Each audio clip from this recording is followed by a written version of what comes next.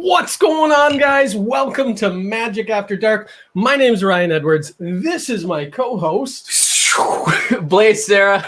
Welcome, everybody. Thank you so much for joining us tonight. Oh!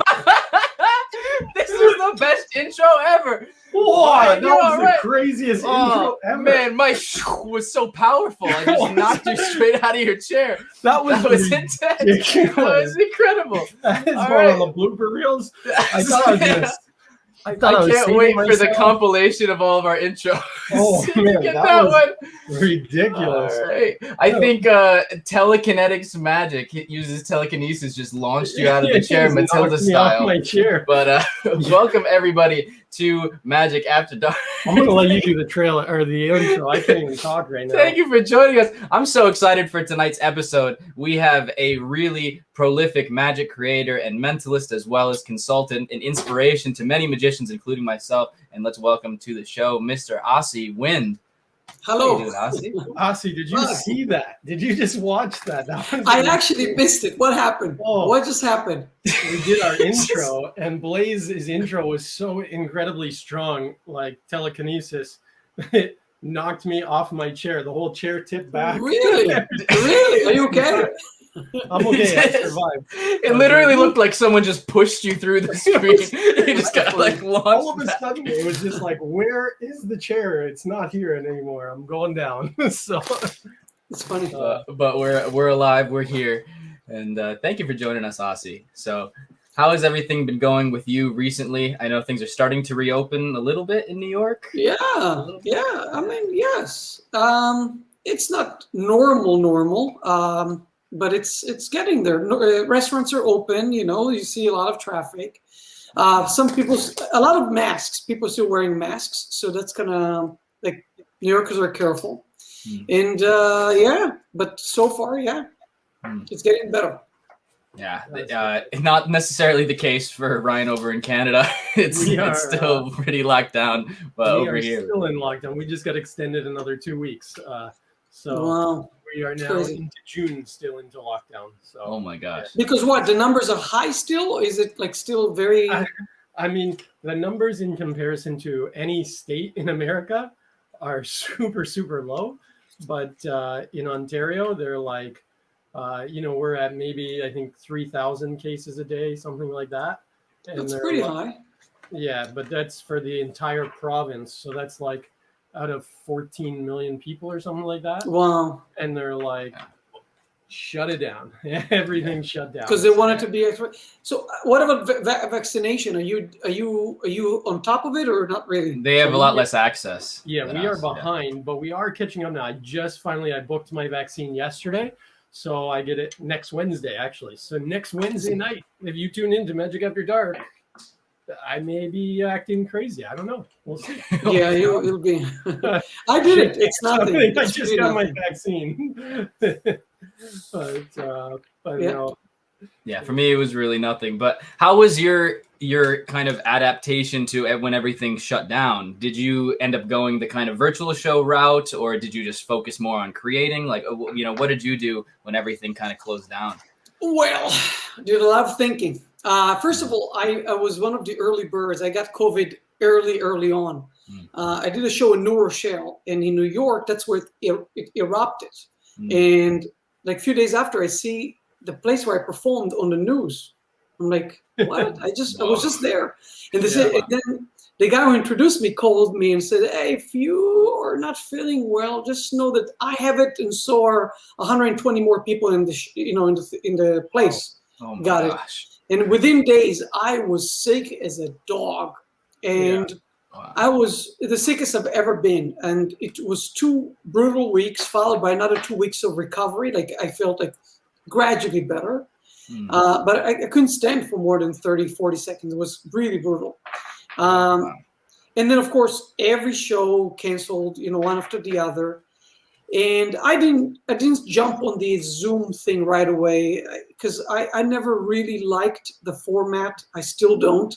And I did do them, and I got better at doing them, but it's not a platform that I like to pursue.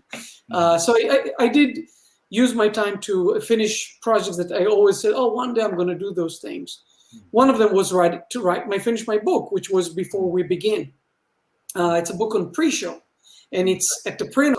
Yeah, so I finished that, worked on some magic, read a lot of books, did a lot of reading, and a lot of decluttering in my apartment. So I'm the most organized I've ever been. So it's crazy how much time we have for all these things that it's like, at my house, I've been doing gardening and stuff like the last couple of weeks, and now my place looks immaculate. Like I cut my grass yesterday, and I cut my grass today. And my neighbors are like, "You're crazy," but I'm like, "Well, I'm home. I'm just doing virtual. I'm not traveling. I've been home for over a year, so it's usually we wouldn't have the time to do that stuff. So it's sure. You're like decluttering everything. I've never met a man more proud of his grass, but Ryan's is immaculate. I love my grass. It's something that it's great. It's great. I cut my grass more than I cut my beard. So wow. This is COVID. No, next pandemic, you'll take care of that. That's great. I need another. But we all became better cooks. Like I cook most of my meals at home now, so I'm better at cooking. So yeah, there's some silver linings around, Now I do remember you being a pretty good cook before, though, because we worked together at Sorcerer Safari Magic Camp, and you had your little grill outside cooking all your own. Did I? Yeah. Did I really? Wow. Yeah, you're vegetarian or vegan? I'm vegan. Yeah, that makes sense. Yeah, and I probably always, when I go to a place where I don't know what kind of food I'm going to find, I do go to Whole Foods and I bring bags of food. That's part of my luggage. Trying to eat healthy. I'm 70 years old, but I look young for my age. So it worked out. It really did. 70. Sheesh. Not too bad for 70. Yeah. You're gonna live to 1,000 at that rate. That's the plan. That is the wisest magician. Yes. That's awesome. No, but yeah, it's been a tough year. It's a year that I did a lot of thinking about. What do I want to do? What's important to me? I think a lot of people did this thing. Evaluating their life and what matters to them and what do they want to do more of. It's kind of like that ultimate. Like before the pandemic, I often said to myself, I wish I could take a year off, not perform, not lecture, not do anything, and just really rethink everything that I do. And I guess it was forced on us, so I took advantage. It's a very interesting. It's been a terrible year for many people, and for those who survived it and didn't experience any major losses, it was a great time to evaluate and to do some deep thinking of what matters in life. Because all of a sudden we saw how fragile we are, and how everything that we thought was free and easy and and accessible was taken away from us, and now we had to really think, maybe we need to think about it. And I think it happened to a lot of my friends, and so I think that's the little bit of good that came out of this. Yeah. Oh, definitely. I feel like the first thing that I reflected on right after it happened was just the thought, because everybody was always talking about essential workers. And I was like, wow, entertainment right now feels like the least essential work in the grand scheme of things, and it's interesting because that's like your whole world, leading up to everything shutting down. That's your whole focus, is the whole entertainment industry. And then it's like, oh yeah, well, this isn't necessarily what everybody's worrying about right now is just watching shows. Although the little gigs, the few gigs that I end up doing live, you can see that people are craving live entertainment. It's like, it's not even a joke. So the beautiful things about us magicians is that we will get busier before Broadway and because we can work in, like I did a show for 20 people the other day. We can work under any circumstance and pull off a very good show where, Vegas is now opening up, but they have restrictions, and we don't have we can work anywhere. So it's kind of cool. Absolutely. Yeah, it's very true. It's very true. Yeah.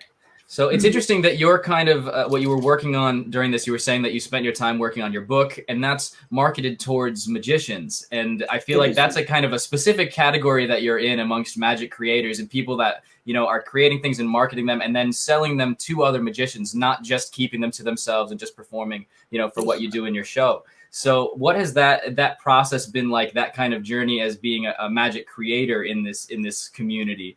I know that we could even take it back. Like you grew up in Tel Aviv and got into magic. I guess we could start there and then get into how you became, someone that's marketing magic. Very different questions. I know. Yeah, I was thinking maybe before we get there, we should start from the beginning. So I'd love to hear about how you got into magic and then becoming a magic creator. Yeah. Well, we talk about Israel. It's a very hot topic today. Unfortunately, hot topic. I grew up in a country that I don't know how much you guys follow on the news and all the terrible things that we're seeing. But yeah, I grew up in a country that has terror 24/7 all the time. There's always the fear of, when I was a teenager, I missed a bus that exploded just a few stations ahead. Like if I was on that bus, I would have been dead. So you grow up with this fear. It's so funny because if you ask a lot of Israelis, how does it feel? They go, oh, it's normal. It's like the new normal. It's a terror, that we have to deal with. And unfortunately, over the years, I was a big fan of Yitzhak Rabin, the prime minister. I adored him, and I'm not into politics at all. And, his efforts to have peace with Palestine, Palestinians, nothing happened. We really tried. And it's unfortunate to see that, all these years and no leader on their part. By the way, I feel bad for Palestinians because they got screwed twice. They never had a really good leader to take them out of this misery. And the second thing is, Israel is not doing enough to bridge over the conflict. So, so it's it's a terrible thing, and it's just seeing it on the news and seeing, Hamas is sending 3,000 rockets over Israel. And then Israel tried to protect herself, and that annoys me so much that Hamas, a terror organization, will use civilians, kids, as a human shield. Even though we tell them, hey, guys, get out of this building. We're going to, give them enough time to get out of there. But they won't do it because it's just terrible. They will use kids as a commodity to say, oh, look how bad Israel is. I don't get it. I just can't get it. But it's terrible.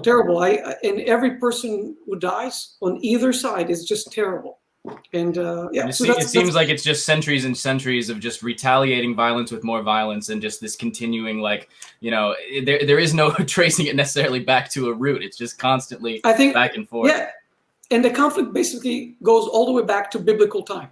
Exactly. Whose invisible God told who owns what? So as an atheist, I wish this was not part of the equation. But, if I tell you Snow White told me this is mine and you said, no, but Little Riding Hood told me it's mine, there's no way to argue that because it's two fairy tales arguing against each other. That's me as an atheist. But for those who believe, it's as real as it gets. So... And even if you are someone that believes, the other side is a fairy tale to you. So it just becomes this crazy debate. Richard Dawkins says it beautifully. He had an argument with a religious guy, and he said to him, we're both atheists. The difference between you and I is that you believe in one more God than I am. That's the only difference. So I thought it was great because if you ask any religious person, let's say he's Jewish, so do you believe in Muhammad? No. Do you believe in Jesus? No. And all the other gods that are out there, So I wish, religion brought people together, but I think it's doing the opposite. And that's a big, big problem. It's another way to say, I'm this and you're that. Therefore, we can't mix, or we're not the same. We're all humans. We're all Homo sapiens. That's all we are. And instead, we put labels. You're this and I'm this. You're this and I'm that. And it's so sad. So sad. Do you think that, I don't know. I was a pastor for 10 years, and so I don't see that here as much as, obviously in Israel and stuff like that. Obviously, yes, it goes back to biblical times, but I don't know. Do we just not take it as seriously here? I don't see us getting into war here for. It depends. it depends if you're fighting over land. I mean, Yeah. when there's something, when you can say, oh, this is mine, this is yours, I'm cool with that, and you practice your own beliefs, wonderful. But as soon as there's something at stake, like land or property, or the illusion that we think we possess anything in this world. I mean, nothing is mine. Yeah. Nothing that in this world is mine. It's just I'm borrowing for the length of time I'm alive right now. So, it's on lease or finance for a while. It is. It really is. I don't own anything. There's nothing I own. Yeah. I don't even own my own body. It will be taken for. I mean, we're going into a really deep, dark place. It's getting existential, but I like it. I like it. We can go deep. Hey, it's after dark. It's after dark. Yes. All kinds of things. So Yes. It's some of those things that we don't want to talk about because it's sensitive, and there's always going to be someone who disagrees with you, and you become immediately a demon. I'm being honest. That's what I believe, and again, I hope that my belief, I guess, is that if people were less possessive and think that they, the land belongs to them, that's stupid. I mean, nothing is yours. Yeah. I think that's the crazy. So in the magic community myself, anyways, I've had some crazy debates with people, religious debates with good friends that are atheists and stuff. And at the end of it, we hug it out or shake hands and go, okay, sure. I'm not going to change your mind. You're not going to change my mind unless unless something dramatic happens to either of us. We're not going to change our mind just on us talking. But I think it helps us to understand each other on a better level. And that's what I think, like, to me, it's always like, I would never like jam it down someone's throat or anything like that. But I find like over there, it's life or death, right? It's like you do this or you're done, right? Like, and so I don't know. It's exactly the intensity here. Exactly. I have no problem with anyone's beliefs as long as it doesn't cost people's lives. Yeah. People's freedom, the right to live your life the way you think is suitable to you. But there's some, and I'm going to point out, but all religion, I think, they have this manual. If you do this and that, you're a sinner. If you do this and this, you don't belong here. And I know family that reject their kids because they live their life a certain way and it doesn't line up with their beliefs. It's so sad. So that's where you cross. The fact that you live your life the way you want to live your life, it's one thing. But if your set of rules dictate how I should live my life, got a conflict here. So that is, for me, I don't care if somebody worships, I don't know, flowers.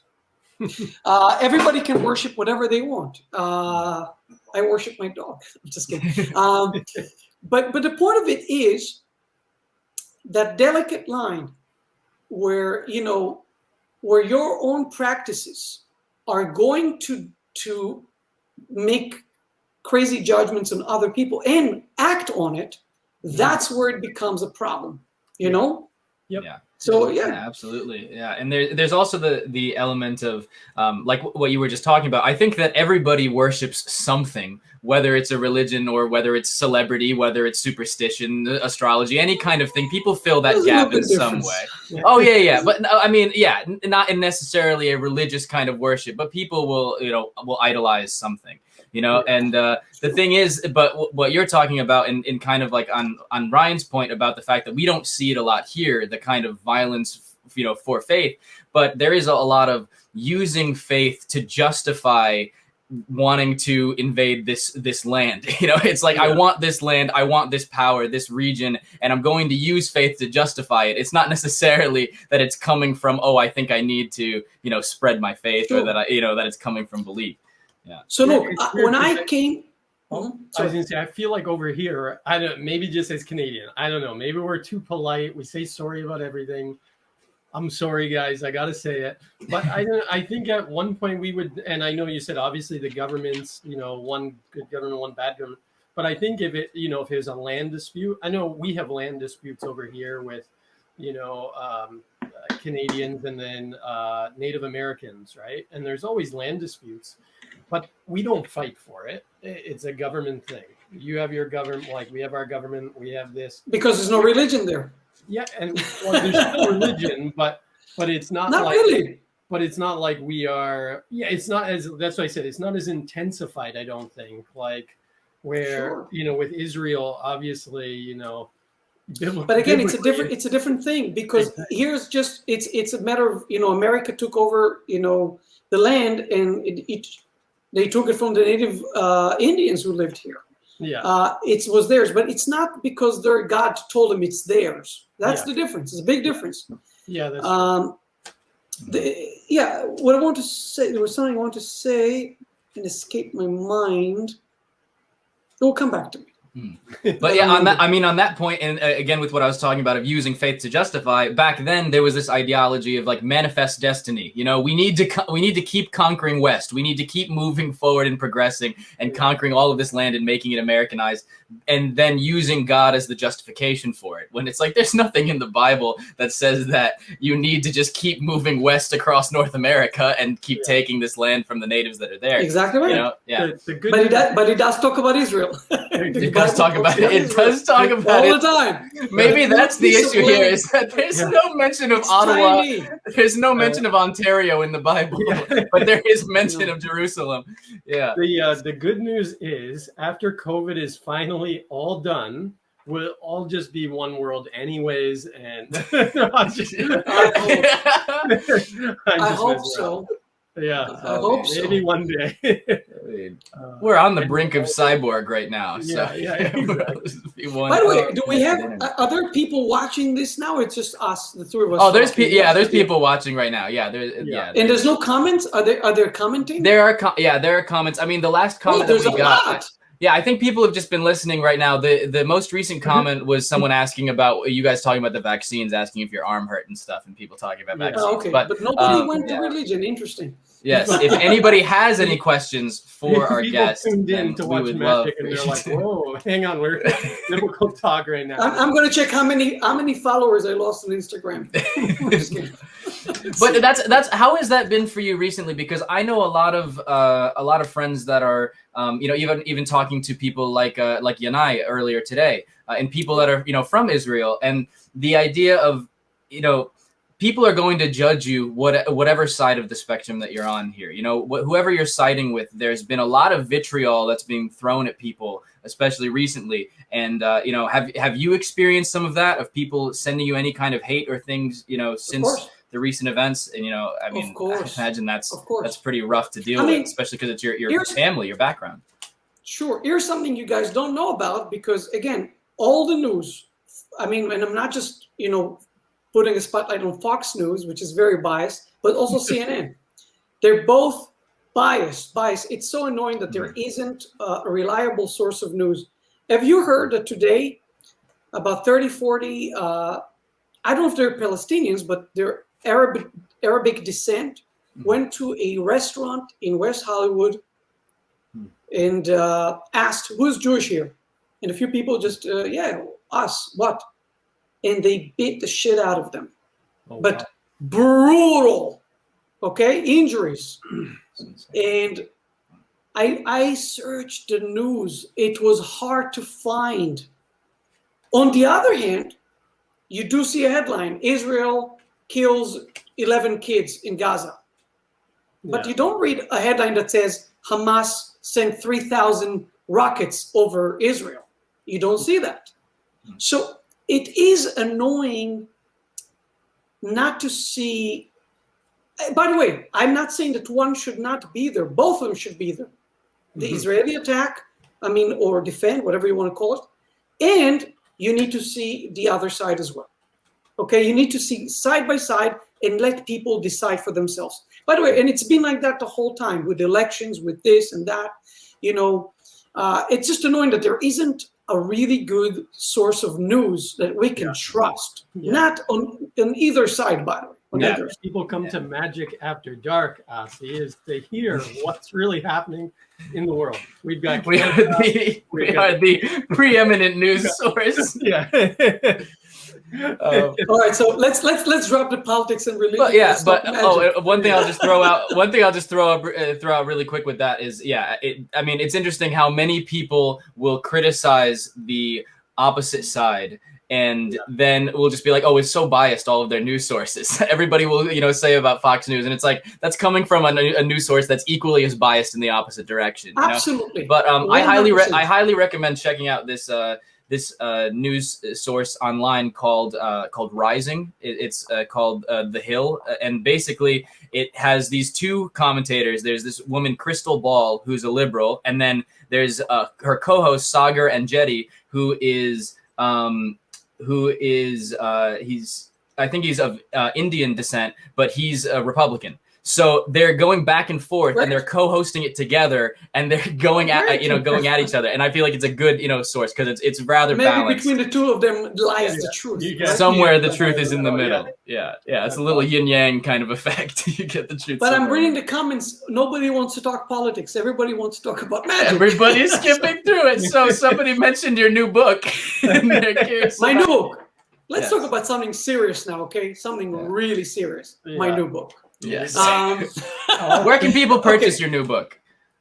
When it comes out? It will be available on my site, and if you guys can put it, it's asiwindstore.com. asiwindstore.com. And it will be also available through Vanishing Ink. Obviously, it doesn't matter where you buy it from. I would say, so first I'll tell you what it's called. It's called Before We Begin, and this book is about pre-show.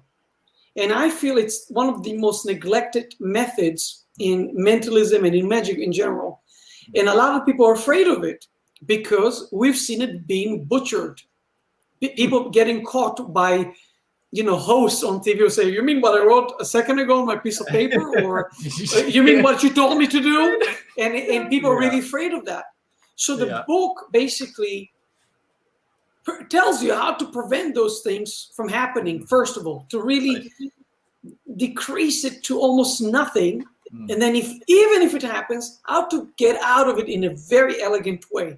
So I can tip something from the book, even though it's a whole book just dedicated to that. If you get caught, which here first. Sorry. Yes, exactly you right. guys are hearing it here first. So if you get caught, even though if you follow all the things and suggestions in the book, you shouldn't get caught, or you shouldn't get to this situation where somebody says, oh, you mean what I wrote on this piece of paper? Because in my book, there's really a way to eliminate that. But let's assume you did. Let's assume you followed everything verbatim and you neglected something, and somebody says, here's a piece of paper. So I've seen people on TV say, oh, no, like they panic and put it away.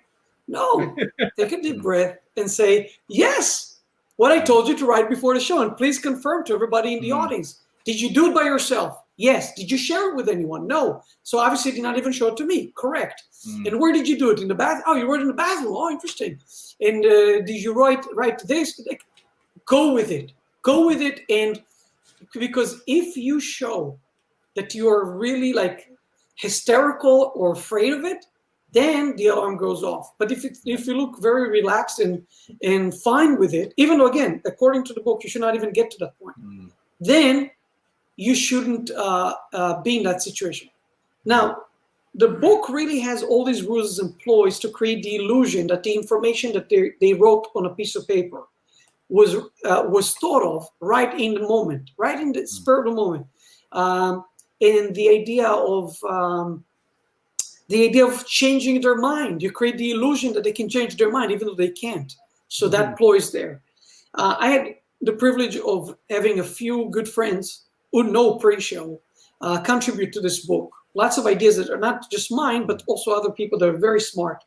3 interviews that I conducted I selected them for specific reasons. One of them is Max Maven, because nobody knows about the history of pre-show and mentalism in general more than Max Maven. Second person is Luke Germain. I did an interview, lengthy interviews with those people. Luke Germain, who knows a lot about pre-show. His entire show is not, but Q&A requires some serious pre-show, and his pre-show is flawless. Great. So great interview with Luke. And the last one, you'll never guess. I did an interview with Penn Jillette. Oh, nice. Because Penn Jillette hates pre-show. Yeah. And then he discovered that it's not quite right. He hates bad pre-show. So, and believe it or not, Penn and Teller do a lot of pre-show, but they have a different kind of pre-show. So, really wonderful interviews. So again, I'm privileged that I had the help of, the people who helped me make it into a great book. John Lovick is my editor, who's so meticulous. He said, but hold on, what about this? What about that? And this makes no sense. Oh, okay, need to include that. Anyway, and there's scripts and 3 or 4 examples for routines, like flashed out. The script that you need to memorize for your pre-show and the script that you need for your show, and how those two need to work together. One script needs to trigger the other, okay? And they have to work in unison, and that's where the magic lies, where you talk to your audience, and they think you're talking the here and now, and your pre-show target, oh, he's talking about what we just spoke before, and it makes sense to both of them at the same time. I also talk about how to get the spectator to the stage where it looks like he volunteered. So I'll throw in another thing. Again, there's a lot of stuff in there. So for example, when I do drawing duplication, I do something, I coined it pre-show camouflage. So I'm not going to say to that guy, oh, you have an image in mind. Why?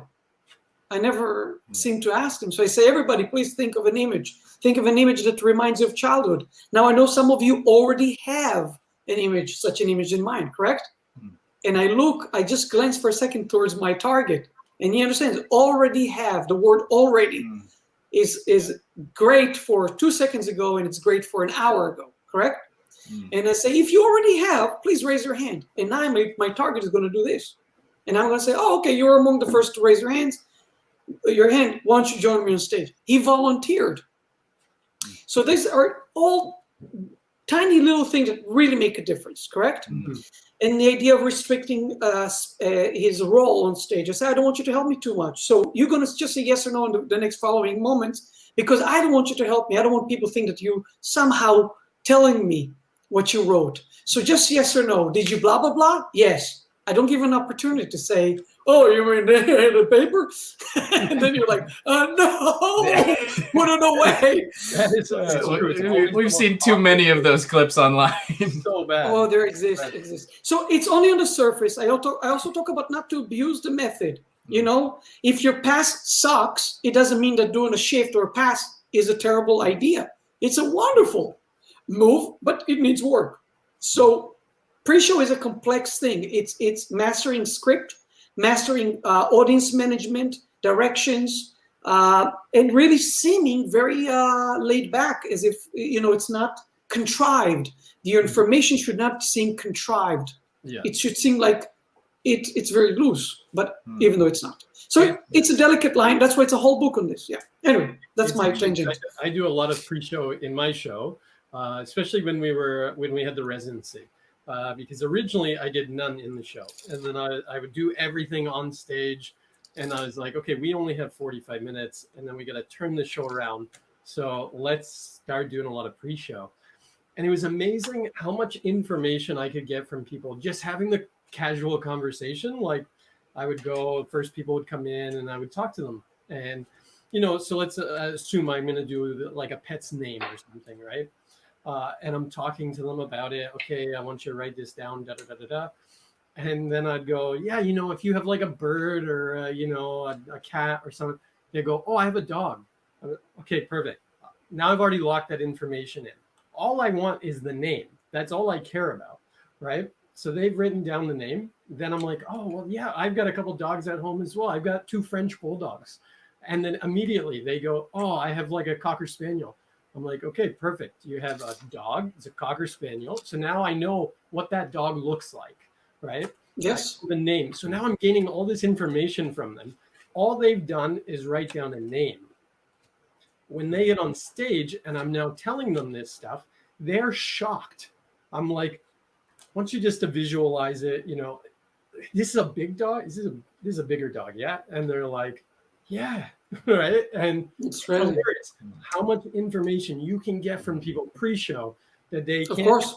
It's like when you talk about a magic trick, like, what do you want the person to remember going back, right? Sure. It's hilarious how many people don't recall almost any of the pre-show other than the piece of information that you directly asked them to write down. Yeah. So all the other information that you're getting from them by just having conversation and being relaxed, and a lot of times I tell them too, take that bait. We don't need that. Throw it out. Like, get rid of it. Why even have it now? Because we don't need to prove it as long as right? But I've seen, like you said, so many people on TV that as soon as the host goes, I have you mean the piece of paper that I wrote, and the person is like, we don't need to see that. Always, but awkward. But I tell you something, and I wrote. So everything you say I spoke about. First of all, the idea of asking for X, but you actually get X plus Y, but they don't realize it. Yeah. Secondly, you're paying attention; they don't. You're paying attention to every detail. Yeah. Secondly, we need to understand why people do it on TV. And I wrote about why do people want to expose it. And the truth is, they think they're helping you. Yeah, they're excited. They think, yo, guys, let me show you. It's really blah, blah, blah. Yeah. And they think they're helping you. So you need to take measures, as you said, to prevent that from happening. And it's possible. So a few people asked a few things. Is there a pre-show that applies to close-up? And yes and no. First of all, close-up, I do some close-up before my stage show, almost always to warm up the crowd. And this close-up is a great opportunity to do pre-show. That seems like, especially if you sandwich it between real tricks, like here's a trick. I do something and then I struggle and say, I'm not getting it. You know what? I might try it in the show. Great moment to do it. Second thing is, I've done shows where a close-up where I say to somebody, here's a piece of paper, go write something over there. And then people join in later. Then it is kind of like pre-show, correct? Because they didn't see that part. And secondly, you can ask them to write a name, but they don't. There's 2 questions in there, but you only point out one of the questions. So they fill out almost a form of 2 questions. The audience thinks it's one. You do the one, continue with your session. And then you say, oh, but you also have this in mind, blah, blah, blah. And they're not aware of that. That was part of the questionnaire that you gave them, that piece of paper. That's a very interesting idea. And also others have used that. Edelman, there's something in his book that's similar to the idea of writing more than one question, but the audience is aware of one. So it could be applied to close-up. But again, pre-show shines in stage. And close-up is a great environment to do pre-show. And then I saw another one. What are your thoughts on stooging and instant stooging? Does this go in hand with pre-show, or are these complete different things? It's a great question. People hate pre-show because they confuse it with stooging and pre-show. I'm going to say it very clearly. Stooging and instant stooging and pre-show are 2 different things. I despise stooging and instant stooging because I think it's a terrible method. I think it's a terrible method, and I don't like the sacrifice. I'll tell you a story. There's a guy who came to me after a show. I did something to him, and he came to me and he said, "Oh, thank you for doing that." And I'm like, He says, "Yeah, because I was in a show and somebody told me that when I asked you to do this, I want you to say this and that." And I just thought, all of magic is this stupid. That guy who was told by the magician, by the bad magician, in my opinion, to do a certain thing, is going to tell a better story when he goes home. He's not going to say, "Oh, this guy was amazing." He's going to say, "You're not going to believe it. The magician asked me to," let's assume like you do the old, it's the jinx, it's filled with it. Put a 20 in there and say, keep the 20 and just say a bandage. I don't know, lumberjack when I, blah, blah, blah. So I don't like stooging. I think every person in the audience counts. Everyone of them should be fooled and experience magic. No one should be compromised. So I don't like that. And B, I think there's so many better methods. It's just the shittiest, easiest method. So I don't like easy out. And I think that I was just going to summarize it. I think that pre-show is just a really much more sophisticated and clever method. Sorry, go ahead. Yeah. Oh no, I was just gonna ask a question in that, because I mean, obviously, people haven't been able to read the book yet. It's still in print. It's about to be available again at asiwindstore.com when it does come out. It's scrolling on the bottom. But the question that I had was just because I think that there's a delicate line when you have that kind of dual reality situation of the amount of effect that the person that's been pre-showed experiences. And I'm sure that the book probably goes into how to maximize that person's experience of the show, and so if there's anything that you'd like to elaborate on that or talk about a little bit. Sure. In essence, pre-show, not all the time, because you can still watch pre-show, correct? But in most times, or you can load a card under a watch, or you can steal something. That's pre-show to me too. I extend the idea of pre-show. I even talk briefly about the music you play before the show starts. That's pre-show too, but in a very loose way. So most pre-show, let's talk about the typical classic idea of somebody writes down the name of their pet, okay? And then to the audience, it seems like you're picking this information straight, like brain to brain, telepathy, whatever bullshit you want to sell. And to him, the question is, hold on, I wrote it really by myself. He never saw this paper. How does he know what I wrote down? Yeah. The question he experienced versus the question that the audience is asking a much more impossible question. He's asking a little bit of a lesser question. So for example, when I do pre-show with the layman, I will mix it up. I will not just do the pre-show thing. I'll do a bunch of tricks with him where it doesn't require writing. It doesn't require this. Like there's a book routine in the book where I do multiple effects, and only the last one is the pre-show. So he needs to ask many questions. He asks, hold on, I opened the book to any page. I chose any word I wanted. I never wrote it down, and he knows. And he also knows the one I wrote down. So he's really screwed.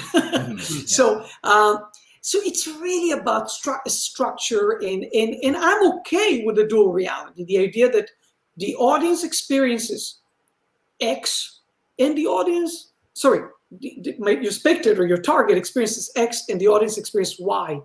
But both of them are really damn good for different reasons, different things. So yes, there is a dual reality. And the dual reality is a very small compromise, because with pre-show you can really reach effects where it seems like you read minds. It's really crazy. You can make the audience challenge you and say, hey, what about blah, blah, blah? And you know what it is, but it's a pre-show. The audience doesn't know. Looks like he challenged you. There's a lot of beautiful things you can create.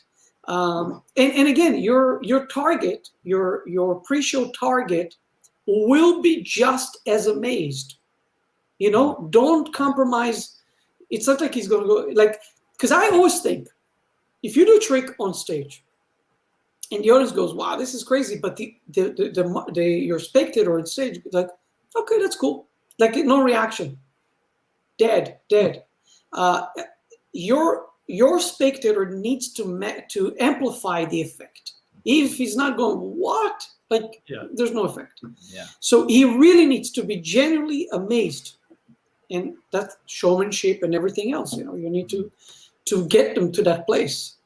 Yeah. So now, I know one thing that I did. I'm going to ask you this because I think it was a fun idea. Is I would never tell the person I would when they come in, I maybe say to them, hey, just wondering if you were interested in helping out with something tonight, maybe possibly coming on stage. Usually they say yes or no, which is good, right? But after they've done all the pre-show, usually I will say to them, you may or may not get picked tonight. And correct. So they go back to their seat, right? They're fine. They're sitting. Of course. There. When I go to pick them, I usually go out into the audience and I'm looking at people and I'm talking and interacting with people. I'll go and talk and look at 2 or 3 other people before I come to that person. And I'm judging. I ask the other people, where are you from? Oh, you're from this area, close to Toronto. I can't trust you. I'm really sorry. Move on to someone else. Ask someone else something else. And then finally, I lock in on 2 people. One is the pre-show, and one is not. And then I go back and forth for a minute, and then I can't use you. Would you mind doing it? And now this person feels like, oh, well, they could have like the person that got pre-showed now feels like, oh, he picked me, but he could have picked 3 other people or 2 other people. And I feel like it just adds that other layer of, at least to the audience as well, that it's not like when you pre-show someone, you just go beeline to that person and are like, you look like a great spectator, come on up. Like, I feel like when I see shows when mentalists do that, when they're like, oh, let me go out into the audience and pick someone. As a mentalist, you're supposed to be reading people, right? So you should be reading the audience as you're going out there. But a lot of guys I see, they walk out and it's like, they know who's if they haven't done the pre-show, they know who's pre-showed, and they're like, okay, 7th row up, 2nd seat over, you miss, come on up, join me on stage. And then it feels like it's really like, you know, that person, you know, to me, I feel like at least if you're adding those other layers, it just makes it so much. Of course. Better. So. Well, it sounds like you read the book. I did. I read the book. Yeah. I was one of the editors. Asi already sent me. Hopefully, I'll get a signed copy again because I did get a signed copy. Of course. Yes. So. Yeah, I talk about everything you said, and everything you say is true. It really needs to look like it could have been anyone. It could have been like I could have tossed a piece of paper. It would be that guy, correct? Yeah. So when I do Catch 23, I choose 4 people. I choose one of them has to be a lady, a woman, and then it needs to be a guy with a beard. It needs to be a guy with glasses. And by the way, they cannot overlap. Can be a beard and glasses. Only beard, only glasses. And then my last guy is my. If you know the routine, it describes each person, and the last one describes their name. It tells you what their name would be. Very strong. So when I was doing it, the reaction is crazy. After all, you choose those people, but I wanted to add those layers you're talking about. So what do? The first one, I ask for the lady. I go for the very back of the room, and I see like 2 girls or 3 girls sitting together, and I say, would you mind standing up and helping me? And as soon as she stands up, I say, oh, I'm so sorry. I was talking to her. And she said, or to him, I'm talking to the person next to you. And she goes, I said, no, but if you want to help, I'm not going to stop you. Come up on stage. Yeah. So now it seems like, it could be another one. And then I go to 2 guys who have a beard sitting next to each other, 2 guys with facial hair, which happens a lot because, you know, friends tend to copy each other. Yeah. So you go and say, and one of you, who wants to come? So you say to the 2 of them, who wants to come? And one of them stands up, say, okay, or you, doesn't matter. Come up on stage. I do the same thing with the glasses. And then for the last guy who's going to be the name, and I said, please raise your hand. And I wait for the guy with the name to raise his hand. If you want to volunteer, and I complete the sentence. And then more people raise and say, oh, you want to come? Okay, come on. Yeah. So it looks all very, very chaotic and as if those people volunteered almost. So so the confusion, the idea of asking, like, for example, if you have 2 pre-shows, you can say, one of you who wants to come up. People, and as soon as you open it to 2 people, you immediately can say, or you, whoever wants to come is okay. You want to come? Great, come on. So yeah, all of those things you said, absolutely I do, and I use, and I think they're important, for sure. It is funny that you said that friends are trying to do what others do with the beards. Blaze has been trying since we started Magic After Dark to grow a beard. That's it right there. Not been a fruitful effort. No, what you see is what you get. No, this is it. Not anytime soon. Yeah. His hair will grow faster than the beard. Oh yeah, this. I just need to get this all the way down and then try and cover it. I just added too much. I'll be like the guy from Kill Bill.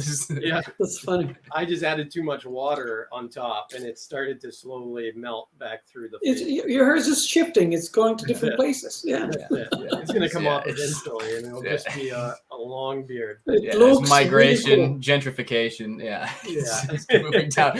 Your bottom of your face is a new hipster neighborhood. So we did get a question from Cameron Braxton earlier, and he was asking about your approach to creating a magical atmosphere when you're performing. It's a good question. So it's a very good question, and I don't know how it's going to be a long one. First of all, we perform in the workers, corporate guys in high-end events. in environments where people don't come to see magic per se. Yeah. Most of them don't even know there's going to be magic that night. They think, oh, good food, we'll dance, we'll get drunk. Oh, there's a magician, we didn't know.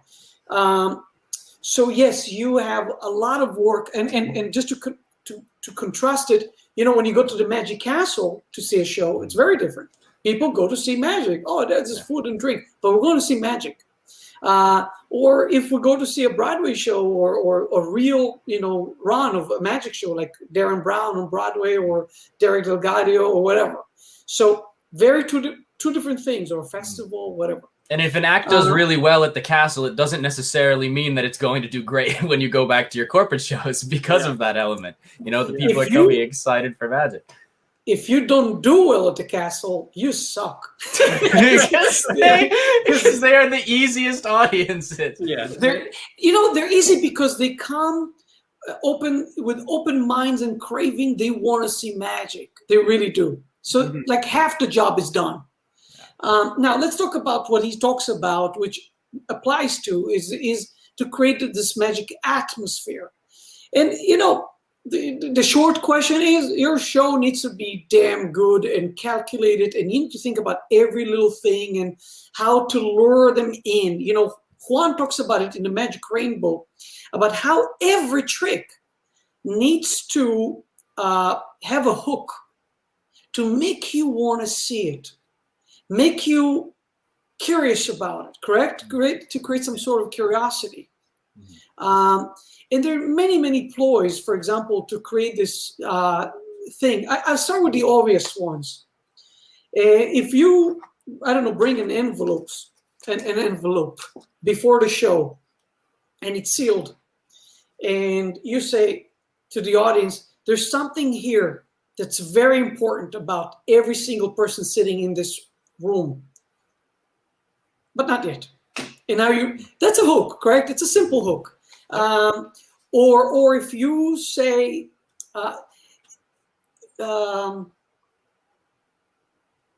like for example, one of my tricks, I said there's one person in this room is going to be able to read people's minds. Like, what is it going to be? Who's that guy going to be? In my show at the castle, which I also do for corporate, I give everybody a blank piece of paper and a marker. And I said to everybody, write your name on it, really big. So the entire audience creates a deck of cards made of names. That was my act at the castle. And people came to me after saying, from the moment we saw it, we were hooked because we're already involved. Mm-hmm. So it's those type of things you need to think about that will make people curious about what's happening. But if you start telling them bogus stories, oh, here's how I practice magic. I always try to find the aces. Okay, I'm not curious. Or these are the detectives, and not a good hook. Or everything you say, like, even when I worked with David, with Blaine, and I helped him with the stage show, we were thinking about what's the first sentence he's going to say to the audience. And it took a lot of time, even though he's a celebrity. People came to see him. What is the hook? So I'm proud of this because I helped, form this line. And I said, he comes on stage, gets his ovations. People love just seeing him. He's a celebrity.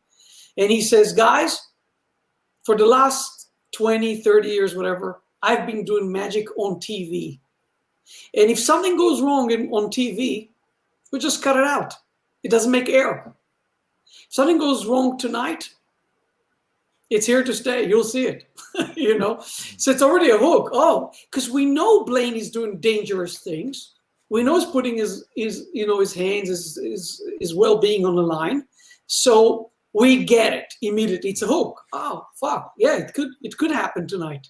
Mm-hmm. The element of danger in David's show, really, when David does the smash and stab, which is a prelude for another effect, it really is scary because it taps into everything he's done before.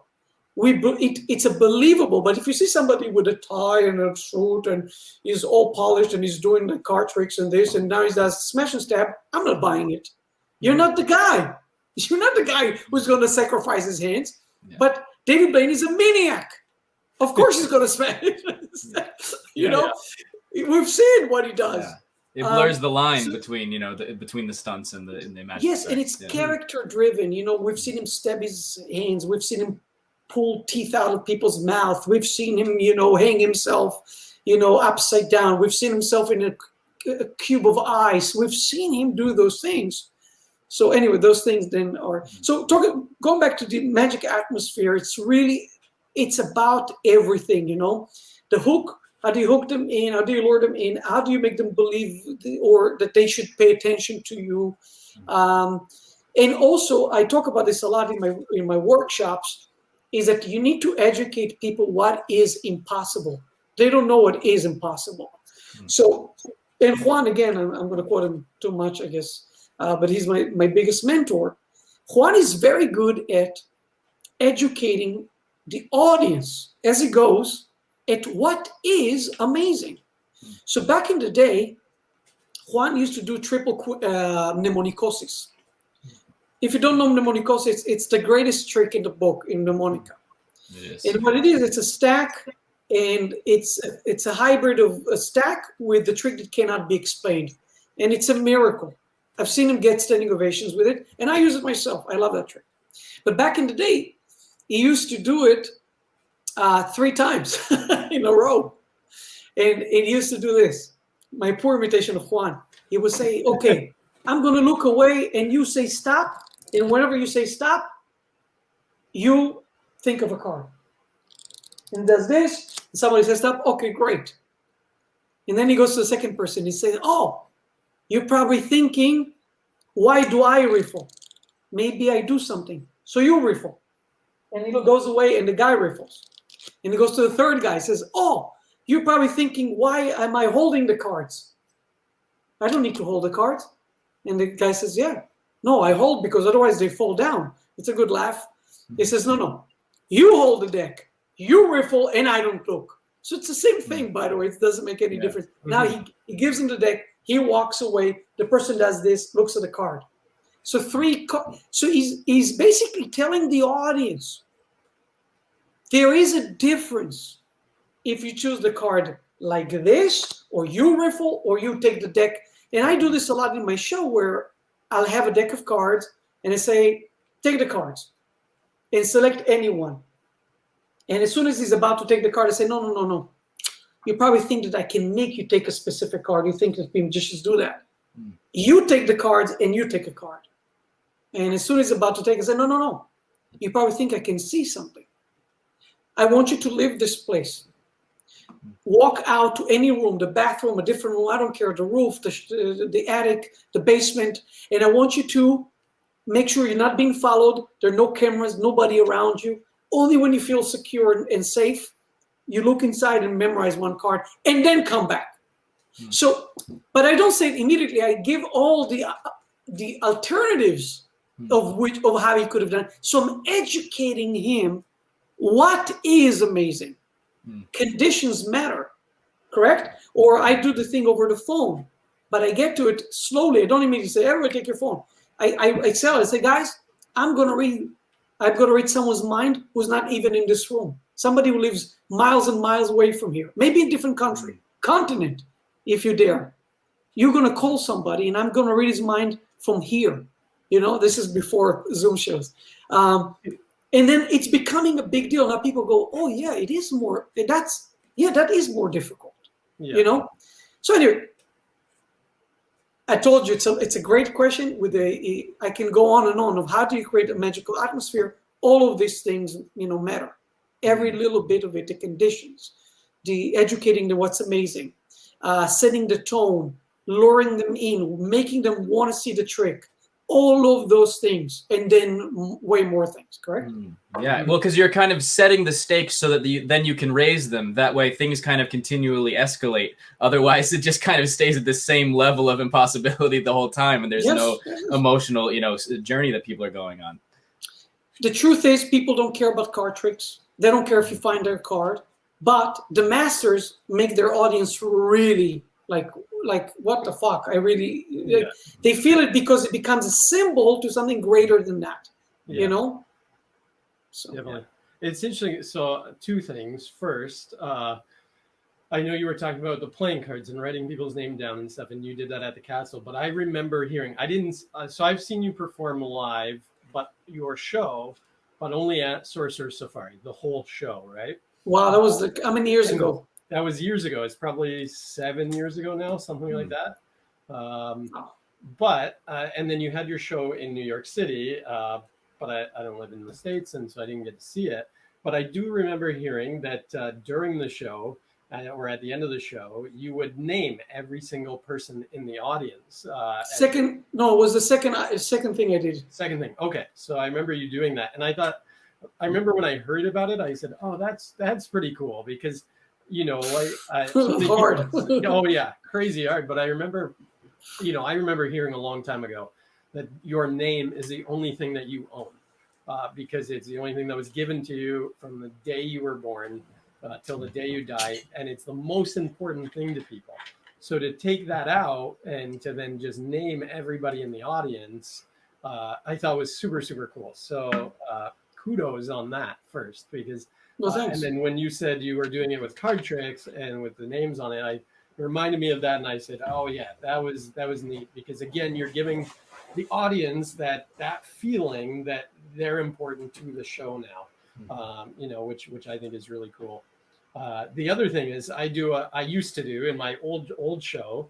I was a chair test. I didn't do Catch 23. It was my own chair. I love chair tests. But one of the things I did in that, which kind of reminded me of building the atmosphere, is I would pick someone in the audience and say, tonight, you are going to make a decision and it will determine how the rest of the show goes. So now this person is thinking like, oh, okay, like this could potentially botch this. And it could have, because I had this this prediction thing that was all on the table with this person right from the start, but they didn't know the prediction was there. Like it was in plain sight, but hidden. And so I would say, okay, first I'm going to show you everybody on stage, change your numbers or, Next time, change your seats. Okay, this time, change both. Then I would go to the person, usually a woman, and I would say, now it's 100% up to you. At this point, you can have them change the seats, you can have them change the numbers, you can have them change both, or nothing. They can stay as they are right now. But your decision tonight will determine how the rest of the show goes. So I'm putting this pressure on this person to be like, oh, well, hopefully this. And then obviously it works out. It doesn't matter what they pick. But, the great thing is then it's all in this prediction. Like I had a program that I handed out at the start of the show, and it was all hidden in the program. And so now this person thinks back like, oh, if I had and I always made sure I would at the end of the show go, and I knew that you would have them change both, or I knew you would have them do nothing tonight. And it was perfect, because if you look on this line and this line, everything is there. Right. But I love that because it's, like you said, it's building that hook where it's like, if you screw up. So I think that if you are watching Magic After Dark tonight, write this stuff down, because these are gold nuggets. I said last week, I gotta make another illustration or little graphic arts to do a nugget drop. But, we have a brilliant guest that's dropping really good bars. But gold nuggets, guys, like if you're not writing this stuff down, first on all the pre-show stuff, get the book, because I'm sure it's got stuff that like people have not thought of yet. But yeah, so much great information already. So, and it seems to me like what both of you are talking about is this idea how your words can be so important in crafting this kind of narrative experience for the audience, and it bringing them on this kind of emotional journey that isn't just effect. And maybe mentalists understand this more so than the average magician, because they're relying a lot more on the spoken word. But I always think back to the fact that we have everything at our disposal that, say, a comedian has, or that a spoken word poet has, or that an actor has, when it comes to our body and our language. And then most of the time we forget about that and we just focus on this is the trick. And it's like, well, the trick belongs in the show. It's not that the show is now subservient just to the trick. And I think that it's interesting that what both of you are talking about is something that, regardless of what effect you're performing, it's so important how the way that you create, you condition the atmosphere and the environment and the stakes of what you're about to do can really impact the experience of the effect to the audience. It's a huge important thing, scripting. I think that's so Asi, when last time, well, not the last time, but before Blaine's show, I was with you at As Is in New York City, and we're having a beer there, and I said to you, how's the show going? I'll see you in a month. You're coming to Hamilton, which is like 20 minutes from me. And you were like, David's not ready yet. The bread pulled, like he's not in shape for it yet. Like things are crazy. And I think at that time, like obviously David, when we watched him on TV, I'm going to throw this out there that scripting was not, at least in the first part, people always say, David always said, watch, and David. Yeah, watch. It's important. It's important to watch. It is important. If you don't watch, you're gonna miss it. I think the tonality of him saying "watch" helped with a certain environment. Watch. But I remember when I heard that David is all of a sudden going to do a live stage show, right? And for anybody that's been on stage, like yourself, I remember you were the intermission show, or not the intermission, but David went off to get ready for the breath hold and stuff, and you did your show. And I remember, no offense to David, but I had friends that said they enjoyed what you did way more than David, but I know what David did was crazy, but they said like your level of entertainment is so much different, right? But I remember thinking like, oh man, I wonder how David goes from like, street magic to then being on stage. And I mean, the show, I've seen it a couple times, and it's, it's crazy because he's doing stuff it's a great show. No one else wants to do. Like, it's nuts. No one else wants to stick a nice. When we had Steve Valentine on as a guest, he brought up specifically Blaine's show and the craziness of it. And I saw it. I think I saw the same show that Steve did at the Dolby, and and we were blown away by certain moments that you would never experience in any kind of other show. Yeah. But, I'm really proud of that show. I got to see it evolve. I got to contribute to it. I got to see every step of the way. And I started working with David, before we even thought about doing the show, and just to get his skill of standing on stage. We went to the New Jersey, the Liberty Science Center, and we just said, there's visitors. We say, okay, just bring 20 at a time. We'll do a show for them every night, every hour. And we did shows up to show up to show up to show. And I'm sitting with a clipboard and I'm writing notes. From the basic. But what David has naturally, first of all, he's been a magician for many years. He understands magic very well. What he didn't have at the time, he didn't have the craft part of just not blocking the view to the audience, not giving them their back. Audience management, stuff like that. And he nailed it, relatively fast. And he's extremely likable. David is extremely, extremely likable guy. He has a big heart. He's my dearest friend. He makes me laugh the hardest. And he is a great performer. Absolutely. And I watched him every night. And you know what else he is great at? He's a great student. Because after every show, we go to the bus and nobody, just he and I, or me, Shifo, and him. Steve Shifo is an amazing magician himself and one of the consultants. And we just go over notes. Okay, when you did this, you should do this. When you did that, you should do this. And he wants to know everything. There's no ego. I don't need to hear how great I was. I just want to know how I'm making a better show tomorrow. That's all I care about. I don't care about you. Some people are like afraid to get notes. Yeah. No. Okay, tell me what worked, what didn't. Okay. And we're like, there's no censor. There's like, we tell them, okay, when you did that, that was stupid. Yeah. When you did this, you shouldn't do that again. And he's great at taking notes. And that's why he grew faster than most people, because he wanted to get better and he also trusted us. So, yeah, I think it's a terrific show. If you're not seeing David do the show, you missed out, I think. Yeah. Although I think there will be more opportunities and the show will get better and better. But it's a great show. That's the thing that I love, because I mean, there's probably people watching right now, and I know people myself that, you know, consider themselves close-up magicians, or I always hear, I'm a street magician, right? Mm-hmm. And then they go, well, I'm going to make more money if I go and do some stage shows. And so they'll go, well, I've done it on the street, you know, 100 times or 1,000 times. And I always go, oh, well, like, let me see your script for your show. And they go, I don't have a script. I know what I'm doing. But it's so great to hear that David was like such a student of everything and said, like, you know, I need to do this. And I need to, you know, doing the shows like every 20 minutes just to get that, you know, that time down on stage of learning that stuff.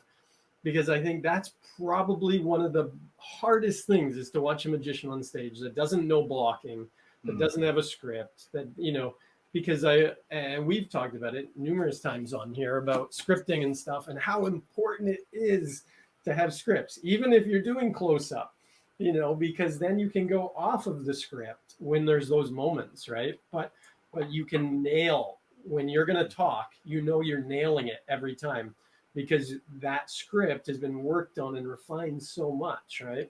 So it is really, really awesome to hear, like, all the work that went into it. Because I know, like I said, when I first talked to you and you were like, the show's not ready. And I'm like, it's in a month, you know? And, you know. David is a last minute kind of guy, for sure. Yeah, yeah, definitely.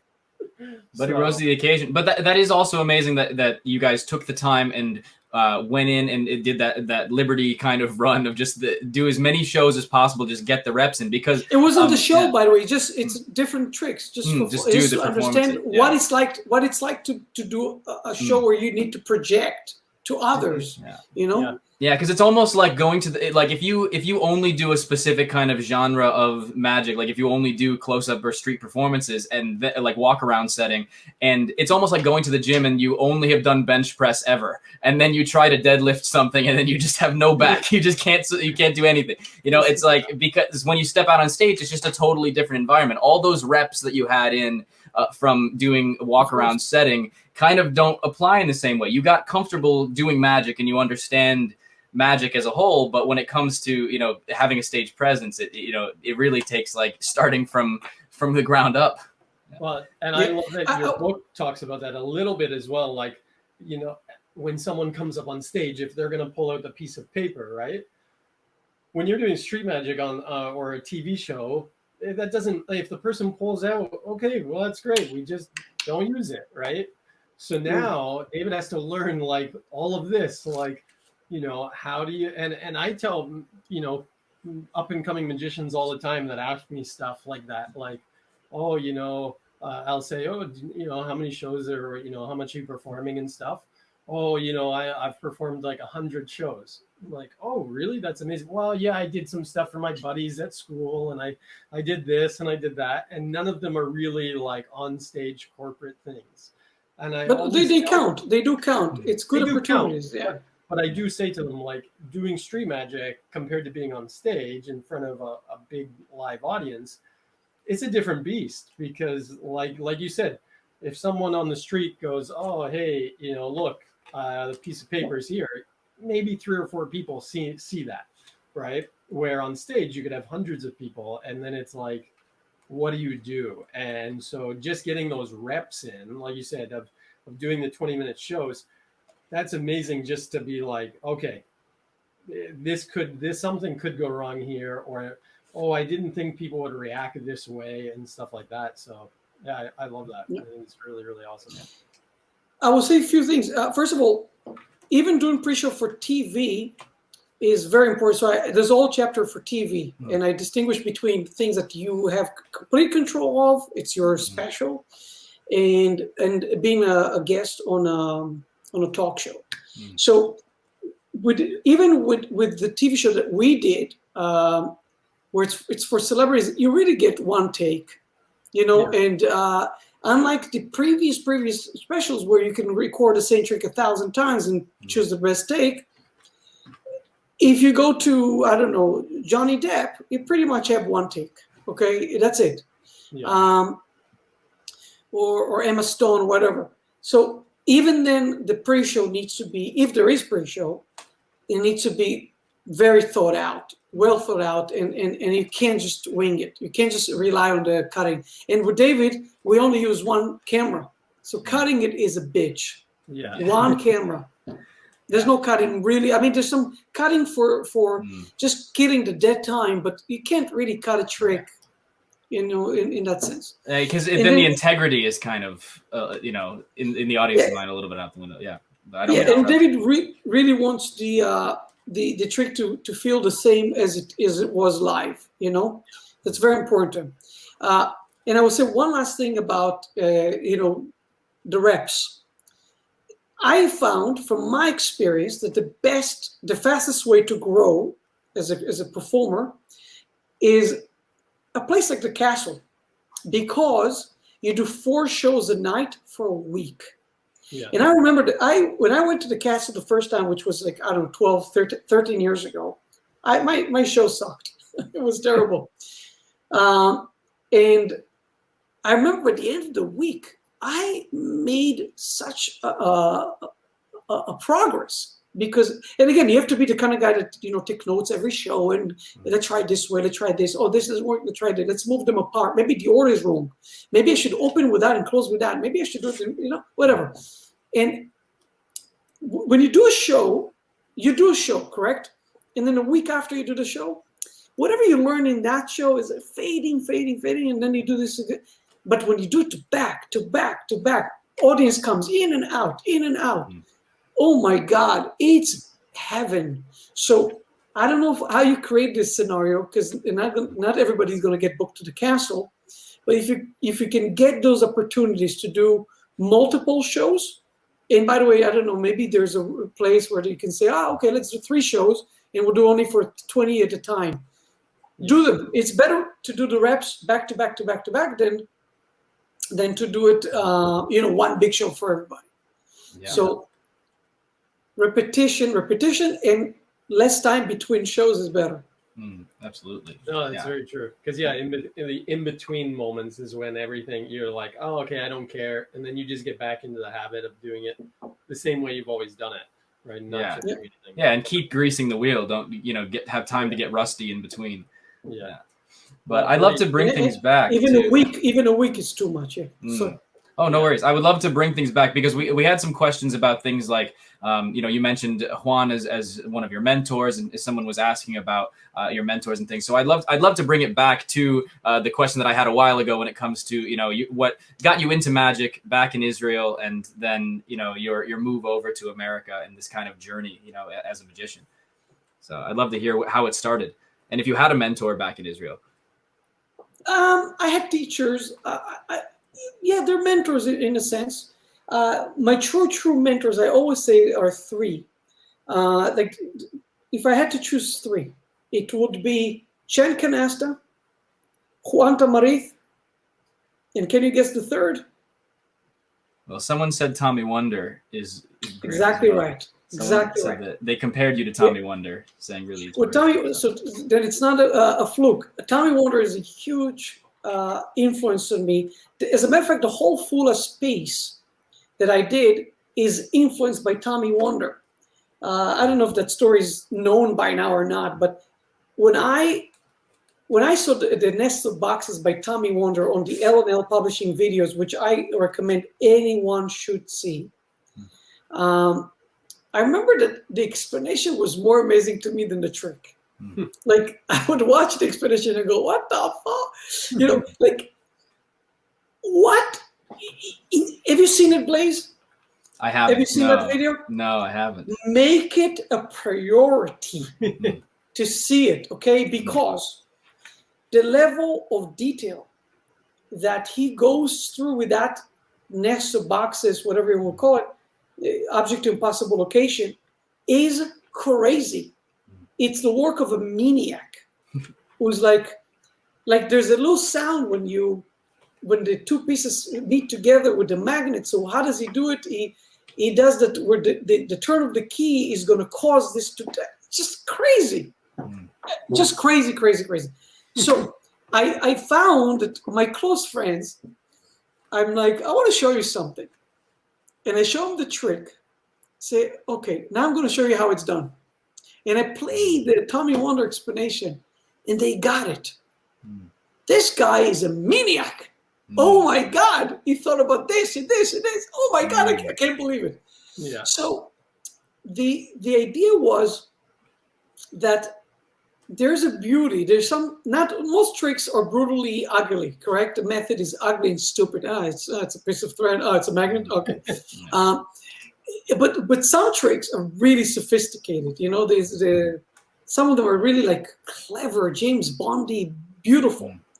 And Tommy's effects, a lot of them are that beautiful, correct? Even I think the watch one, the effect where everything goes back to his hand and the wallet. Beautiful. It's intricate. Yeah. Beautiful. It's kind of being willing to go to any lengths possible to achieve something that looks impossible. And it's if you watch those DVDs, I'm telling you, with every trick of his, and you just listen to, of course, the books of wonder, wonderful read. And if you're a book guy, you read it. It's great books. But to see the level of first of all, if it needs the sleight of hand, it's going to be perfect. If it needs to be a prop, it will be perfect. If it's a company, whatever it is, he's going to make it work. And there are no shortcuts. And he will do whatever it takes to get there. And it's wonderful. And that's the influence he left on me. So those are my three mentors. How did we get to this? Because you asked me what. I was just wondering about like your inspiration when you started out into magic, but we can move on. Sure. Further. So Juan I met when I was 15. He came to Israel, and it changed my whole look on magic and the idea of. We spoke about magic atmosphere. How do you make people care, but really care about a piece of cloth that at the end has the card printed on it? Like unbelievable. Like an entire audience, like made of laymen and magicians erupts because they care. And he's really amazing at that. Somebody wrote, how do you recommend finding a mentor/teacher? The truth is, everyone who inspires you is becoming a passive mentor. It doesn't have to be somebody that you spend time with. But I can tell you that with Juan, first I just learned about him, and I went to every convention when I saw his name, and every book that had his name on it, I bought and learned. And at some point, he starts seeing my face too often, and he goes, "Oh, it's you again." And I'm like, he realizes that I'm a fan, and that I admire him, and a relationship started to form, and. And I performed a few times with Juan on his birthday and in Spain, and I performed in Spanish. So like a dream come true. I can't speak anymore.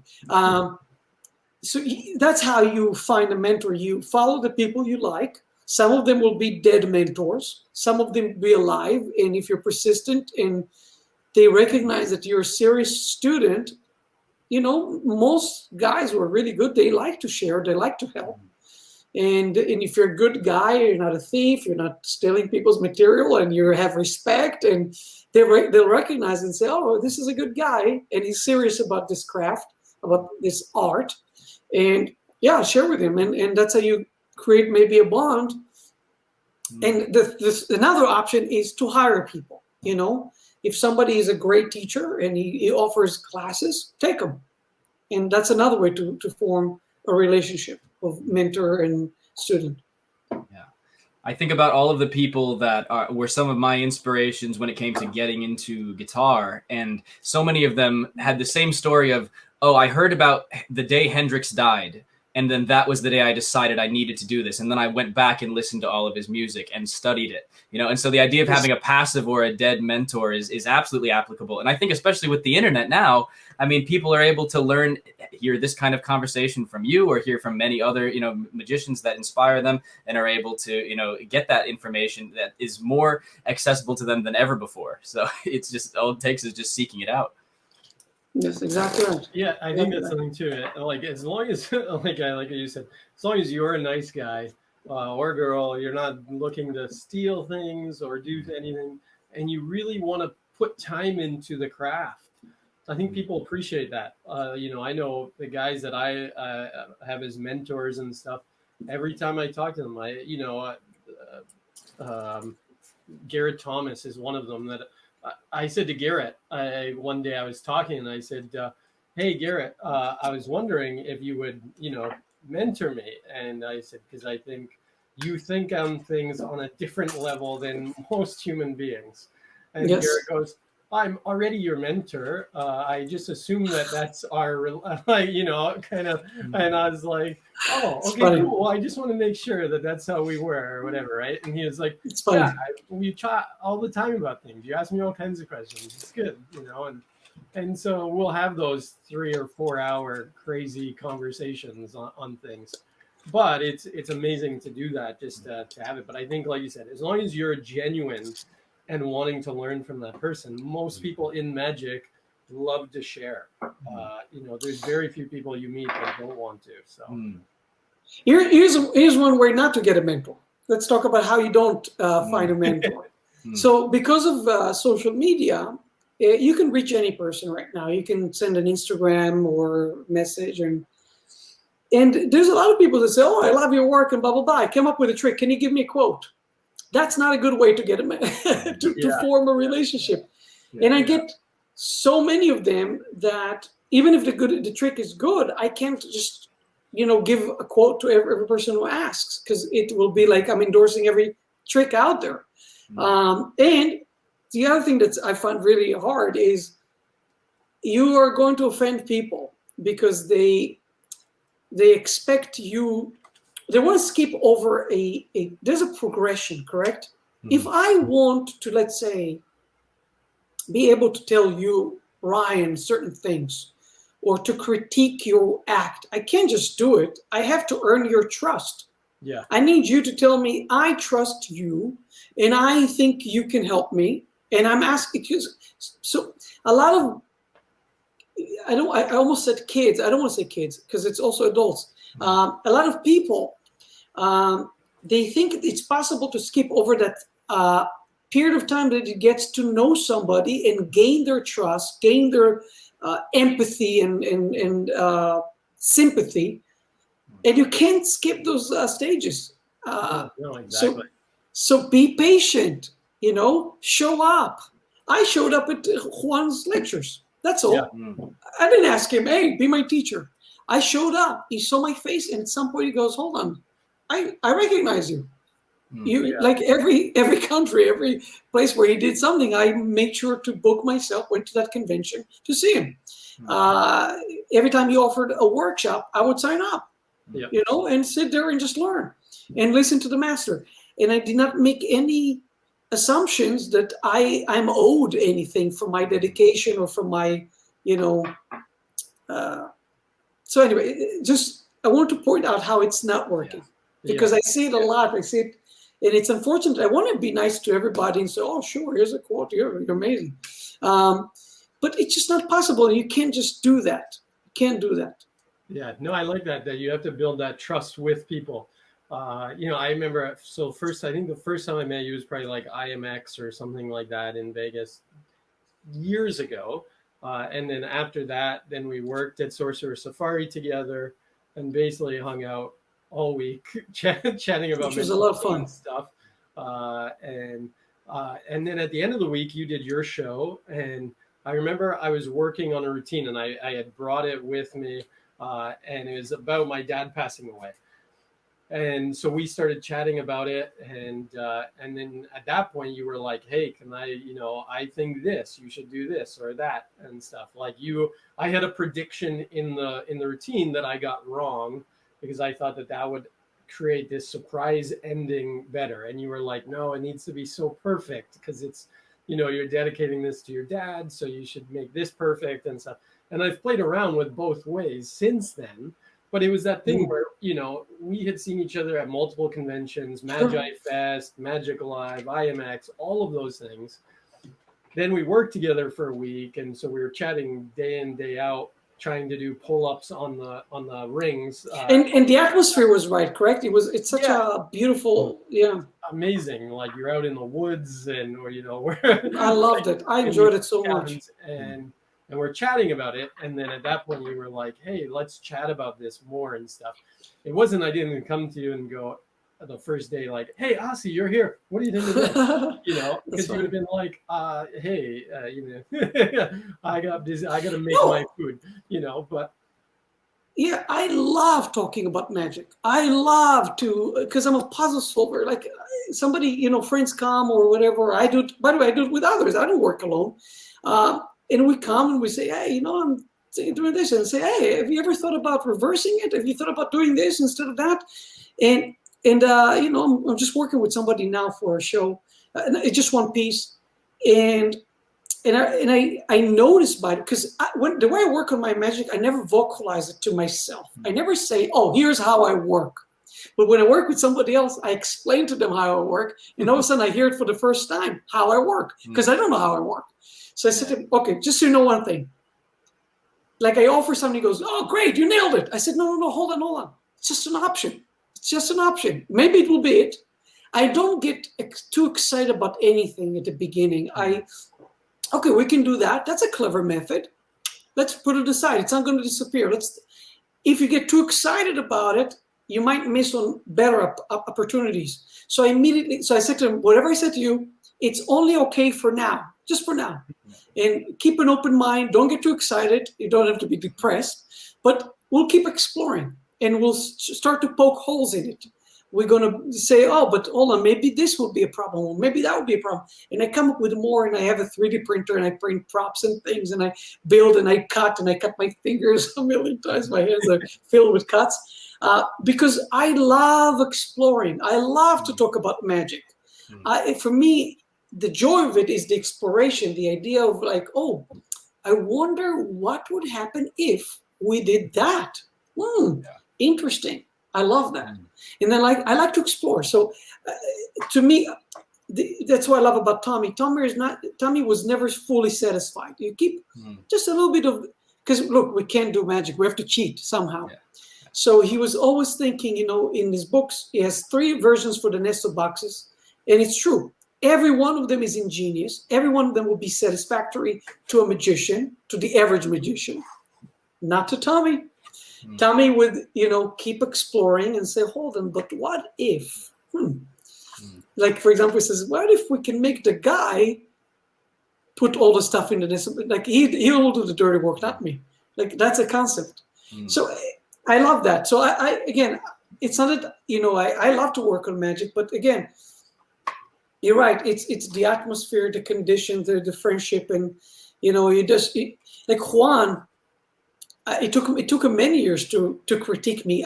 He never critiqued me, never, until I did double exposure for Juan for the first time. And at the time, I took a photo, and then I will show the cards, and I'll do the Roadrunner call, and fix it in reality and the photo. And Juan, no good. I'm like, okay, what? Why? And he goes, you should not fix it in the deck, only in the photo. And I'm like, why? It's kind of cool. It's no. Opposite. You should spread the deck and show that it all makes face up and face down. And only the photo stays, but do not square the deck. Keep it spread face up on the table, mixed, while they look at the photo. And don't rush to square the deck. Why? Because they're going to do this. Like, hold on, it's mixed, but here it's not. They have a contrast. You know, it's a Skinner talks about the contrast. They have a point to say, but hold on, in reality, it's still mixed. But on my phone, it's not. Anyway, so nuggets like that from Juan. It's like every look over this way keeps reminding them it can't be. It can't be every time they look back. But the point of the story is that to get to the point where Juan will tell me something like that was many years. Many years that he would say, oh, you should do this. This is my Rubik's Cube. I was one of the first to work on the Rubik's Cubes before it boomed and everybody's doing it. Juan, I had a serious conversation with him on this. And again, nuggets of wisdom and things. And again, it was only because I earned it. I feel like I earned it with him. Yeah, I think that like before someone can see you as a peer or anything, you have to have some kind of personal relationship that you build. Otherwise, then it just becomes very like transactional. Like, oh, I need this thing. Help me with this thing. It's like I don't even know you. No, exactly. So Asi, every week in the show we do some different segments, and so I'm gonna say, Blaze, are we good to do the first segment now?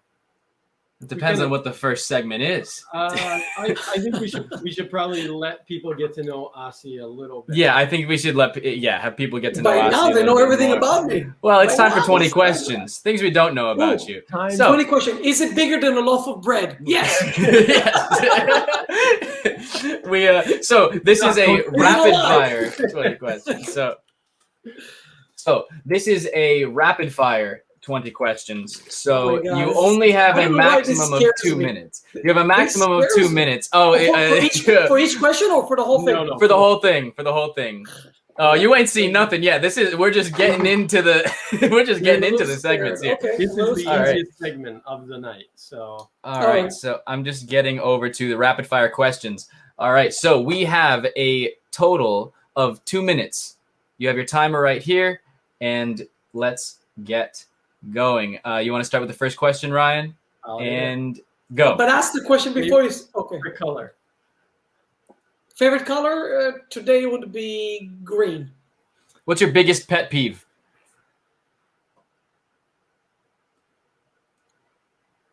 Dishonesty. Where did you grow up? Hulon, Tel Aviv, basically. What always makes you laugh? David Blaine. He makes this funny voice. Secret talent. My secret talent? I make amazing quesadillas. What was the first time you ever saw a magic trick? In a magic shop in Tel Aviv. It was a card trick. If you could have one superpower, what would it be? To be invisible. What is a dream performance venue? New York City. Off-Broadway show, just a few hundred people. That's it. Most cherished memory.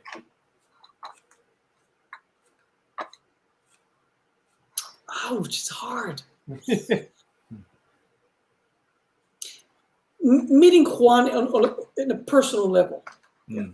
What is your favorite food? Hummus, obviously. Hummus. Favorite movie. Oh, fuck, you're killing me. Playtime. Jaktati. What is your favorite vegan pizza topping? Mushrooms. Favorite magician? Juan. If you won the lottery. Yeah, go ahead. If you won the lottery, what's the first thing you'd buy? Something for my parents, probably. Oh, we always get to 15. We always get to the same question. I think that it's a good question if you ask 15 as well. It is, yeah. So what's the most highly recommended magic product or book? Fuck, you're killing me there. Can you make it more specific? If you could only recommend one magic trick or product or book, it will be a book for sure. If it would be one book, I would say Tarbell. Can I say Tarbell? It's 8 volumes. It's a lot of magic. It's a lot of magic, yeah.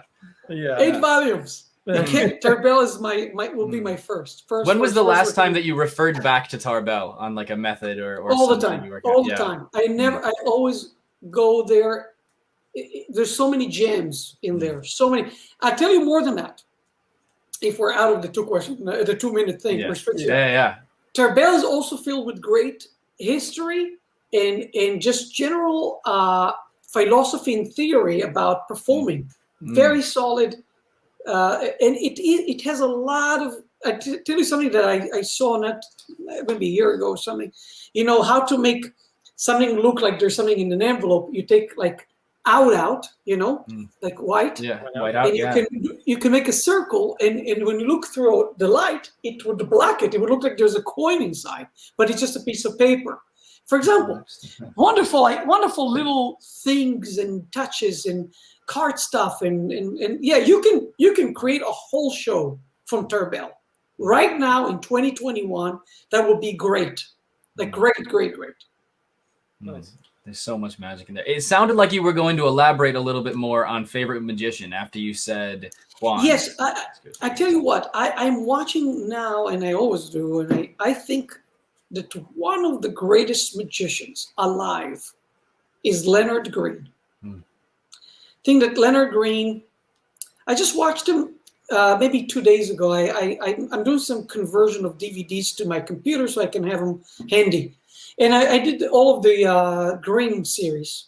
And I just saw him do his FISM act. And today I can realize how layered it is. It's so well thought out. It's such a great show. His technique, the jokes, the character, everything there is perfect. I think as much as he's super admired and he's super, celebrated, not enough. Because I think he's one of the greatest magicians. I mean, you believe that the chaos is real. You believe it fits the character. It fits the thing. The jokes are so funny. And the magic is superb. And the angle separation, when he does it, it's great. And it's justified. It's just one of the greatest magicians, card magician, I think is like top. That's a really great show. Yeah. I love Leonard. And I was reminded of how much it reminded me of how great he is, just seeing the video. Yeah. And that's important that you're kind of a perpetual student of magic. And I'd like to loop back finally to the first question that I asked at the beginning that we never really got back to with, being a constant student of magic. Have you always been interested in creating your own original magic? And, was there a transition point where you finally felt like you had the confidence to then start, going in your own direction with magic? I'm curious about that. Sure. It's a good question. I'll tell you a story. I've never lots of the questions you ask, obviously, I've thought about, formed them, but this question, I'm going to tell you something I've never said. When I was a kid, I took a magic course on Allenby Street in Tel Aviv, and there's an addition at the end that you need to do, like after you studied for 10 lessons or something, you do like a little mini show from everything you learned. You take a piece from here and you put it into and my show sucked. Was terrible. And it was terrible because I tried to reinvent every trick. I tried to make my version of every trick. And obviously I was not qualified, didn't have the tools, didn't have the ability to do that. But the desire was there. And they said to me, we get it. You're trying to be original, but you're not ready to be original. You just do the tricks as they are and you'll just pass. But you can't. So the desire to always since I was a kid, I said, I wonder if I can do it differently. Always was, even in school, I always questioned everything. I'm like, I think I can do it different way, I think, and it's true that, I had a student who was also like that. And I said to him, dude, I get it. You're trying to be original. You're not ready for it. Just do the trick verbatim. Try to do it the way it's described, because you need to learn why it's good. And once you really understand why it's good, then try to break the rules or try to come up with your own version. But people who do, let's say, they learn the cups and bowls, and the structure of or ambitious card, the way Diver explains it, it's so well thought out, where every method cancels the other, and it's just beautiful. Now, people have tried to reinvent those tricks. Tommy, Paul Gertner, and many, many great magicians, but I think they first learned all the classics and why do they work and why they shouldn't change it yet. So first learn it, then change. So yeah, my desire was always to do my own thing. I tell you more than that. I'm working on a trick that is by Henry Evans. I always thought it's a great trick, and during the pandemic, I said, I'm going to work on it. And I hated working on it because I could not improve it. It's so good. Every time I try to improve it, I'm ruining it. It's so good. So I have a problem performing tricks that are already like, they're there, because I want my fingerprints on it. Like the invisible deck. I love the invisible deck. I came up with my own invisible deck, and I made 15 or 16 versions of it before I settled on what I have right now for now until I change it again. But the point of it is I really like to question everything, change everything, but not for the sake of changing it. It has to be because I'm improving it, or I'm, like, for example, I love to start dirty and clean. I don't like the opposite. I don't like clean and dirty. So my invisible deck, at the end, I can pass it. I throw it to the audience in my show, the blank cards. It's more not invisible. It's more like a brainwave. But the idea is that I try to improve it, not for the sake of of changing it, but for the sake of improving it. Yeah. As Bo Burnham says, original does not mean good. No. Yeah, so it's hard. It's hard. I mean, but again, I want to perform things that I want to be proud of it. So, for example, I do cartoon deck on my Zoom show. And I'm like, I don't want to. It's a great trick. Cartoon deck for Zoom, I don't care what you guys say, is a perfect fit. Okay? Trick, yeah. The whole screen is like, you see the whole screen, and it's better than, my rule was, I only do tricks on Zoom that are better on Zoom than they are in live. And cartoon is perfect because you seeing this really close, it fills the whole screen. So I had to reinvent it. So I made my own version, printed the whole deck. You showed me your version, and it's so much better. It's so much crazier. I don't know if at least I feel less shame. I have less shame because it's a great trick as is. Really is. You don't need to change anything, and it's a great trick. But I can't perform things as is. I need to change them. So that's the way I've always been. I wonder if the shame element is something that is a driving force for most magicians that create and do their own material. If that's a driving force, yeah. I think they take pride in not just performing the trick, but they take pride in the creation. For example, there was a trick by Cody Fisher, Killer Prediction, and I saw it, and I said, "This is I love it. I love the idea of tossing the bowls, and at the end, it's written on the bowls." And I'm like, how do I improve it? So I worked on it for a year, and I came up with my own version of it. And and I'm going to say this to everybody who's listening to us. Every trick is you're going to buy, either mine or somebody else's, is flawed. It's flawed because we're not magicians. So your job is to find a flaw. And everybody's going to be more sensitive to a different flaw, correct? Some people say, I don't like the fact that it's a gimmick deck. So some people say, I don't like that you end dirty. I don't like that you do whatever. Or it doesn't, this trick, I want to do another trick after. And in order to do this trick after, I need to change you know what I mean? The condition needs to change. So, like, for example, invisible deck, you want to go to another trick, but you want to appear like you're using the same deck. For example, you can create your own conditions. Question everything. The more you question, the more answers you might come up with. But if you're not asking the questions, you're not going to get any answer. So treat every trick as a flawed piece of work in progress, and you need to fix it. Your job is to fix it. If you go with that attitude, you have a chance of maybe fixing it. Yeah, never stop asking what if. If you just keep asking that question. And what's wrong with it? Also, what's wrong with it? Find out, try to target what's the weak point of the trick. Where does it suffer? What's the vulnerable moment? And can I shift it? Maybe sometimes you can only shift the moment. It's vulnerable here, but maybe it's better that the vulnerable moment is here. And I've done it with a trick I'm working on right now with a guy where the heat was at the wrong spot. So I said, hold on, there's a moment where there's no heat. We can do the move now. And basically there's two dots, correct? A and B, and there's a straight line. I said, oh, we need to create a C. So it's A, B, C instead of A and B. You understand? So instead of going in a linear way and people say, that's when he did it. No. You have to go, maybe sometimes, whatever. Yeah. So anyway, so that's my little philosophy segment. I'm looking at some of the questions that we've had coming in about your principle of outcomes. How do you make an out or even a failure feel like the intended outcome? Also, is there a specific example or anecdote about this?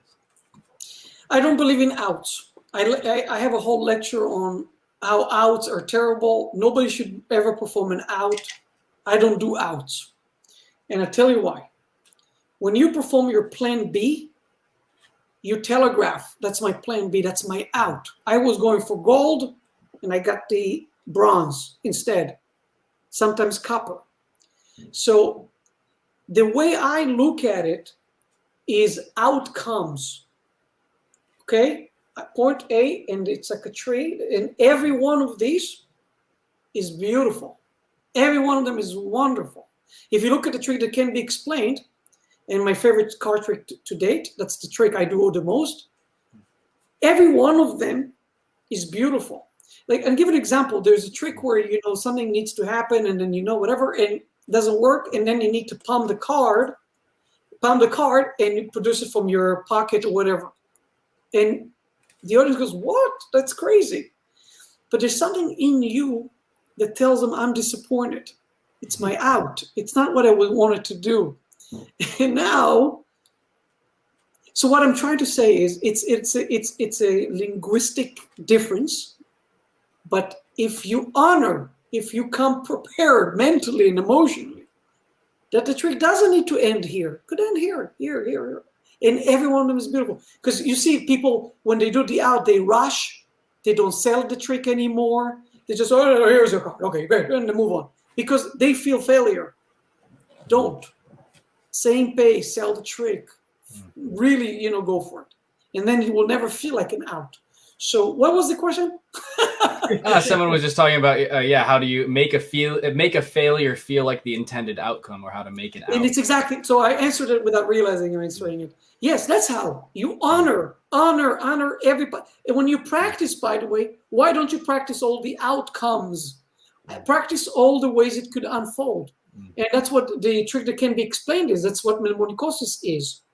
So you realize, if this happens, then I'm going to do this. If that happens, I'm going to do that. If this happens, I'm going to do this. And let's think about the worst case scenario. Okay, what will I do then? And how will I sell it still with dignity? How will I sell it as the real deal? As if that was the trick, correct? So practice. So every trick of yours is actually many tricks. You just practice all of them. And you're ready to perform all of them. Yeah, it's almost like you write your script as though it's a choose your own adventure book. If you make this decision, then go to page 23. It's like it's been written in the book. It's all part of it. Yeah, exactly right. Yeah. It's almost like if you didn't a flow chart. Yeah, that's a good way to put it. Yeah, just keeps going. Yeah, it could go like this, could go like this, but you like all of them. All of them are good. Card to pocket is amazing. And if I need, let's just say I missed a card and I need to somehow take it, call it, and then do the mercury fold, whatever, and then load it under someone's watch, or to load it to my pocket, or to my I always have my card to wallet. Wonderful. Great. So today I got to do the card and wallet and not the card and the watch. Or today I got to do this, but not this. Okay, sure. Okay. Yeah. It's about flexibility and about being flowing with the adaptation and accepting it. Giving into the new scenario you're in, and that's how people don't feel like it's an out. I'm telling you, every time I see an out, I know it's an out. Every time you see a magician perform the out, I know he's performing the out. Should not be the case. Yeah, you can tell that your philosophy is consistent and congruent because it's almost like the same thing you were talking about at the beginning, that if your pre-show, if something happens and even if you've done everything right and they happen to take the paper out, you don't go, oh no, we don't need that. You accept it and you take it in. Yeah, it's part of the routine now. Very true. Yeah. In other words, when something goes, don't say fuck. Yeah. You don't say, oh shit, just right in front of the audience. I'll give an example that I can maybe explain this way. So, lots of people do, let me just take this card out. You do like, let's say, I want a classic force, this card, which I love these cards. They're beautiful. So anyway, so you're here and you have your, I don't hold the brake when I do my classic force. I start by holding the brake. Okay, but as soon as I start, I just lose the brake and I open my hands. And then I say, take anyone you like, and now I'm ready for the force. And if I see that, let's say they're not going to take this card, okay, I want to force this card, and I don't want them to, and I know they're not going to take it. So immediately, I'm prepared for it all the time. I will call the card and say, place your finger at any one of these. Anyone is good. And he says this one. And now there's two things you can do. You can do this and then that, which I hate. Or to break the moment, I would say, oh, did you mean this one, the next one, or this one? Whichever you want. And now when you do this, now you can do the move and say, oh, okay, take this one. And now you do the switch. So anyway, I'm prepared from a classic force to a call to, let's say, that. And I'm okay with both of them, but I don't telegraph my disappointment. Oh, he didn't go for the force card. Oh, fuck, I'm screwed. Now it's going to be not as good. No, it's good. It's a different method. Just a different method, that's all. Yeah. Yeah, it's interesting because I mean, like you said, when we were talking about scripting and stuff before as well, like I would feel the same way on stages if you've written something and you assume someone is going to say yes. Right. And you're like, yeah, every time they say yes. And then you get to that point where they say no. And it's like, oh, whoa, hang on a second. So you have to run through all of those circumstances to then know as soon as someone says yes or no or whatever on stage or I don't know. Right. And it's like, oh, well, that's easy. I'm going to go into, and I like what Blaise said with the create your own ending or your, like those books, turn to page 57 now, and then keep creating your own story.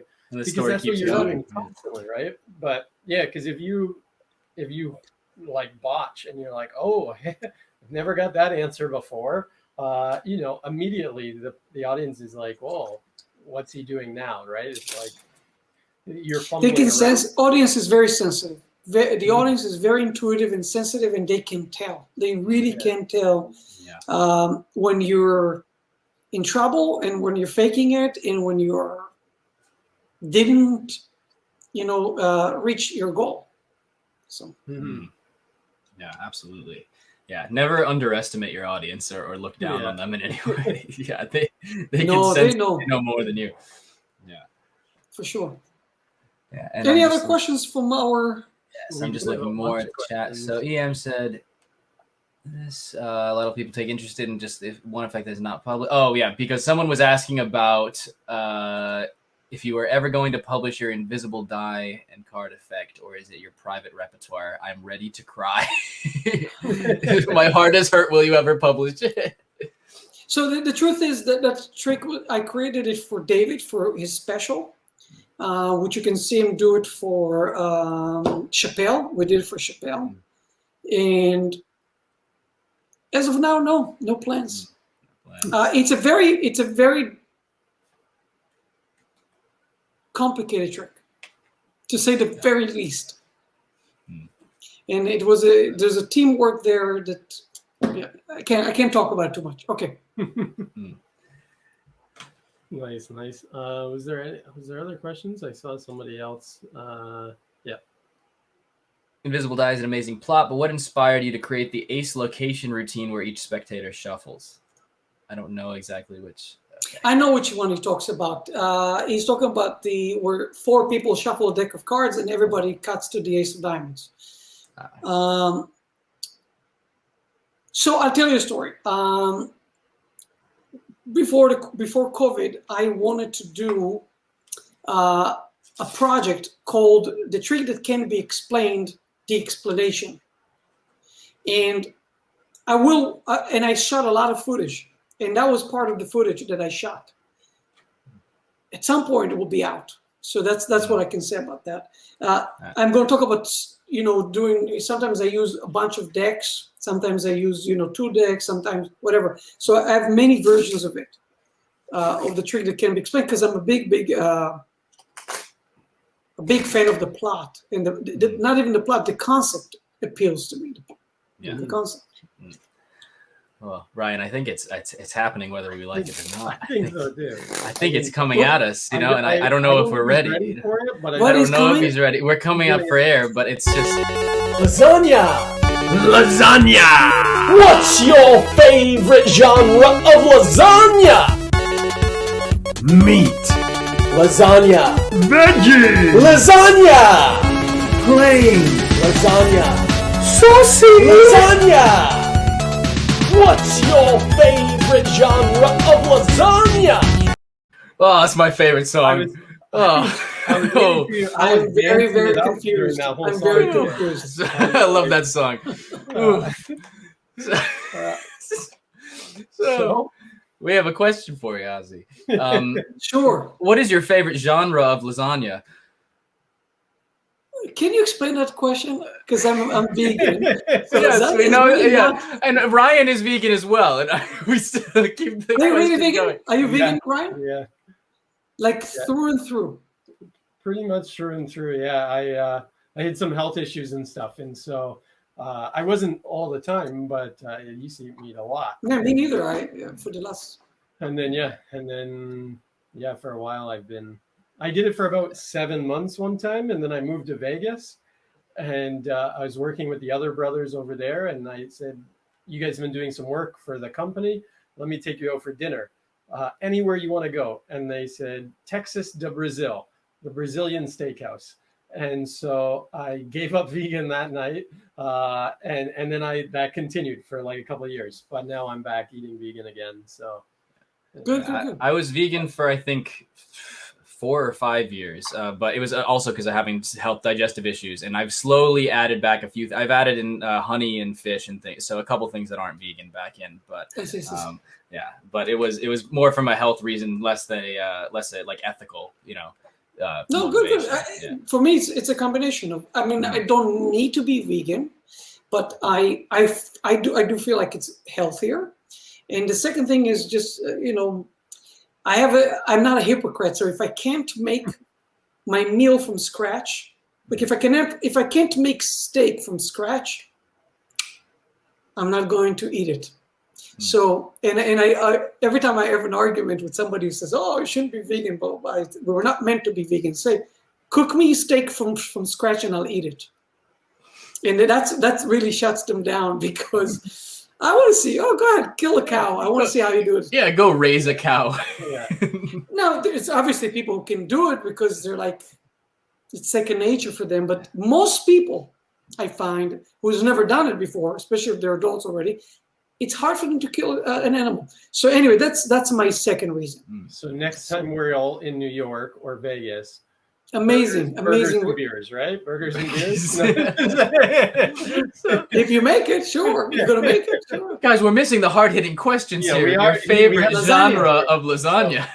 So lasagna, I don't know if I'm a big fan of lasagna to begin with. So I don't know. I guess beyond lasagna. Beyond lasagna is what. Or the impossible lasagna. Impossible lasagna. the impossible lasagna. Nice. That's great. We got a new genre. New We keep genre. we have the next series of questions also are a creative exercise. This is a similar creative exercise of just seeing how someone responds to a ridiculous question like lasagna genre. We have some crazy answers so far. Triangular. Okay, let's see if I can. Reheated the next day, microwaved. Colin said microwaved. Steve Valentine's favorite genre was triangular. It was pretty rough. What's the weirdest type of lasagna you got? I think reheated was probably the weirdest. Reheated sucks. Not eaten the first day. Put in the fridge and then microwaved. Had to be microwaved. You know, it's the best food that's actually good the second and even the third day. There's only one type of food that enhances over the time. No, hummus is too fresh. Soup is always better, always much better the second and third day. The fourth even, as long as it can last. Yeah. I mean, the longer that it cooks, usually, you know, the longer that the pot keeps going. Slow pot. I love soup. I'm a big. I love the longer soup. you cook a chili for, the better, right? So yeah, for sure. Long and slow, like small, little bit of heat. Yeah, for sure. So should we ask him the second question to that? Yes. Second block. So if you were to bake an impossible lasagna, and you were to bake a second, one, if you stack the second one atop the first lasagna, how many lasagna do you have now? 2? 2? Oh, okay. All right. One on top of the other? Yeah. One lasagna on top of the other? Mm-hmm. Yeah. That's 2 lasagnas, no? Okay. So the majority of people have answered that it becomes one lasagna now. So I like that. Yeah, we have a different perspective. That's cool. Yeah, 2? It's 2 lasagnas stacked. 2 lasagnas stacked. They don't become one. Burger. A double burger is a double burger. It's not one burger, correct? Yeah. What do you eat it as one though? It's too thick, I think. Yeah. Isn't it like this? Isn't it as thick as bread? How thick is a lasagna? I'm not a lasagna person. How thick is lasagna? I mean, it's just kind of a series of layers of kind of pasta and sauce and pasta and sauce. So I'd say like a lasagna is normally like this thick. It's got to be bigger than a deck of cards. And then twice, if you do it twice. So maybe this thick, like. So 2 cards. So it's like this. So 2 decks. Yeah. So. Yeah. I cannot eat that. I'm sorry. You cannot cut this and eat it. When you measure it in terms of playing cards, it does seem to be 2 cards. Yeah. So one big meal. What's your favorite lasagna? I went with vegetarian lasagna. Same. So we're kind of all in the same boat. But impossible lasagna is a good one, or beyond meat lasagna. Impossible lasagna is what I would go. Yeah. So now, when we said we had some creative questions, do you think we're ready to go straight into it, Ryan? I think we got to throw them to the sharks. Yeah, we got to throw him to the sharks, or specifically after the lasagna. I'm prepared for anything. He's ready for throw him to the sharks or throw him to the elephant. So it is time for the IQ test. Fuck, I'm fucked. All right, I have to go get my dog to help me. I'm gonna suck at this. You're killing me. All right, so. Asi, I might answer in Hebrew, by the way. I like to answer those in Hebrew. So we shall see what happens. First question 1. Question number 1. Take it away, Ryan. Is how do you put a giraffe in a refrigerator? Okay, so obviously you need to kill the giraffe first. Okay. Second thing you need to do, chop it to small pieces. Chop it to small pieces. You have to empty your refrigerator because it's a lot of meat. You have to have more than one refrigerator, and then you need to stack it really meticulously. Like the head needs to go a certain way, and then every piece. You really need to play Tetris. You play Tetris with the giraffe. I like it. That is a pretty morbid answer. It's the only way. It's the only way. See, yes, this. It's very fascinating to me that our vegan guest's first response was, "You need to kill the giraffe." He's like, Hey, you asked me how. I'm I'm not saying you should. I'm saying that's how you do it. He says, But I'm you vegan should. not only for health, but You know. If you ask me how to kill a person, I would tell you how, but I'm not for it. Well, unfortunately, Asi, your answer is wrong. So the thing is that all answers are very good when it comes to creativity, and that's what we love is the creative answers. Those are the best answers. But on this test, just like in school, there is unfortunately a right and wrong answer. The correct answer is open the refrigerator, put the giraffe in, and close the door. This question tests whether you're doing simple things in a complicated way. No. Asi, This is wrong. No, I want to dwell on this for a second. This is wrong. A giraffe will not fit in your refrigerator. I don't care how big it is. Giraffes are huge. You need to chop them. You need to Tetris the pieces into it. I'm absolutely right. Guys in the comments, please back me up on this. He's gonna start a petition. Remember when that teacher said "as is"? You got to just keep it as is. It's quite I'm right. I appreciate that you showed your work. Yeah, people will back me up on this. You'll see the creativity is you get points for showing your work. It was just that the final number wasn't exactly the right one. Giraffe does not fit in a refrigerator unless it's chopped. Unless you really meticulously put it there, and people will back me up very soon. I hope. Yeah, you're starting a change.org campaign tonight to get this petition. Wait till the next question. You see, Giraffe Tetris. He said, "Oh my God," because he's a pop. Yes, it's the only way. Chop and grab, guys, in the comments. It's the only way. So that brings us to question 2 of this quiz, which is how do you put an elephant into a refrigerator? How do you put an elephant into a refrigerator? So if we're talking, again, industrial refrigerators, yes, it needs to be like a huge, I don't know, what am I thinking of? Like Sam's Club, huge. Okay? Again, killing the elephant is required. Chopping it into manageable pieces, okay? And then stacking it in a very nice way is the only way to get it into the refrigerator. That's the same answer, basically. So it's the same answer as question 1. Well, it didn't work the first time around. Giraffe Tetris. No, you're still wrong. Yeah, you're still incorrect. So many people say open the refrigerator, put in the elephant, and close the refrigerator. But they, thinking that they learned from the first one. But the correct answer is open the refrigerator, take out the giraffe, put in the elephant. Okay, and close it. But hold on. I want to make a defense for myself. Remember, I said for this one you will need a Sam's Club giant refrigerator. Yeah. So I was already talking about a different refrigerator. I was distinguishing between them. So therefore, the giraffe can stay in the regular refrigerator, and the elephant goes into the massive commercial one. So this is like you've just continued the game of Tetris. So we've stacked the giraffe, and now we need to interweave the elephant bits. Sometimes you want a giraffe, sometimes you want an elephant stew. That refrigerator's full of giraffe. We're getting a second refrigerator for the house. The size of Sam's Club. I was right yet again because I specifically said Sam's Club refrigerator commercial. It's a different one.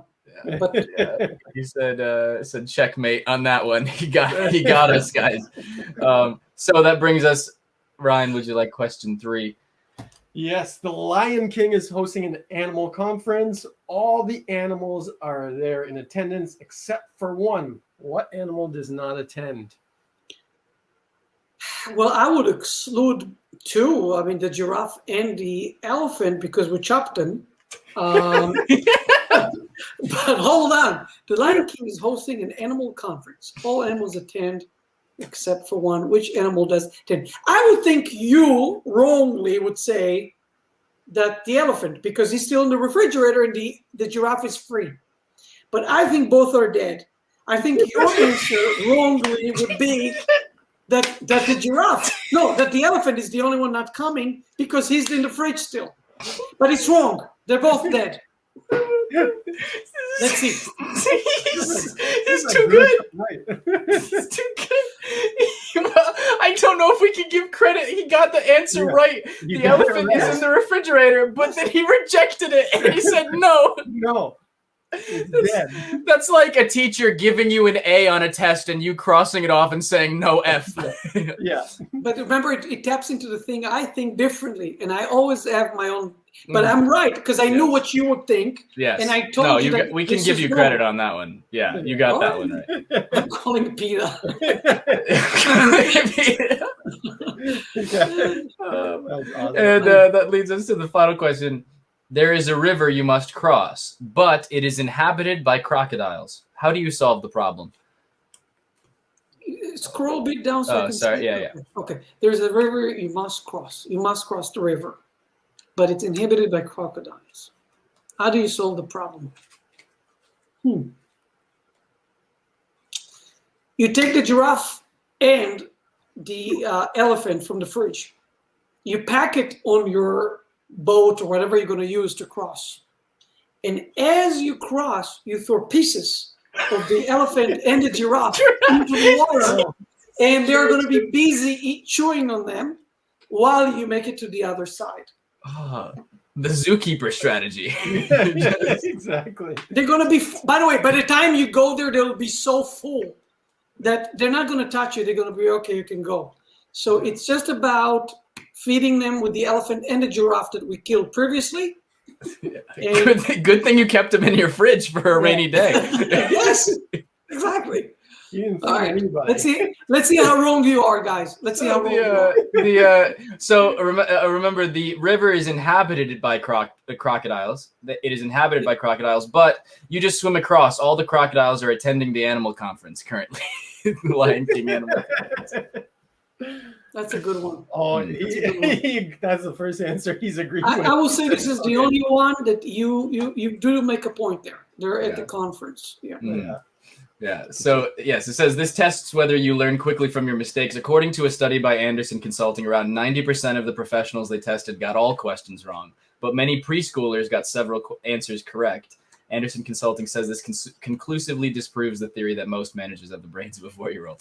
So it's no, but I liked that your answers had more logic than the actual test because it really depends on where you purchase your refrigerator from. Is this a Sam's Club, a Costco, or a Walmart? I was very specific. I was specific about it. Yeah. It's definitely not a mini fridge, like apartment-sized mini fridge. Oh, yes. I like so says, what is this? Magic talk turned to Animal Hunt. I mean, we were talking about a bunch of non-magic political things before.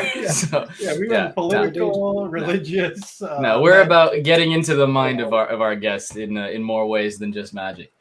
Yeah, that's the best thing about Magic After Dark is we say this every week that myself or Blaze could probably just call you up and chat with you on the phone and ask you questions and say, hey, what's your take on this and stuff. But most people can't do that. And so we kind of leave this as an open forum for people to ask questions and to have fun and also to get to know you on a different side than, I don't think you've ever been asked at a magic conference or a convention how to put a giraffe in a fridge. So it's always great for us to see like how someone that, the magic community would say, Asi is very creative in your thinking and stuff. And then how you went upon thinking to murder a giraffe and an elephant. I mean, very fast at coming up with a method. Very practical method. I'm just saying, but that's how you do it. That's all. That's what I'm saying. But I'm going to give you a quiz. Ready? Mm-hmm. Yeah. If you have a piece of paper, write down what I'm going to tell you. You're going to write a sequence of letters. All right. Okay. Is this going to be a new segment on the show? Yes. Okay, you ready? Yes. Ready. Sequence of letters, write O, T, T, F, F, S, S, E, N. Okay, wait. O, T, T, F, F. O, T, T, F, F, as in Frank, S, S, as in sesame, E, N. Yeah. Okay. You can show it to me if you want. I'll just make sure you wrote it right. That is the sequence. O, T, T, F, F, S, S, E, N. Yes. My writing need to got tell smaller me- as I went somehow. Yeah. Oh, I like are that. you, I like that. Are you EN or EM? N is in Nancy. E, Edward, Nancy. Mine is wrong. M as in Mancy. N is in Nancy. Nancy. Okay, let me write this down. What is the next letter in the sequence? But nobody write, please. Don't look at the chat or anything. Nobody help. Nobody do this. OTTFFSSEN. I'm not gonna look at the chat. Okay. Okay. How long do we have 2 minutes to do this? No. We have less. 30 seconds. 30 seconds. O. And once you do discover, you need to tell me why.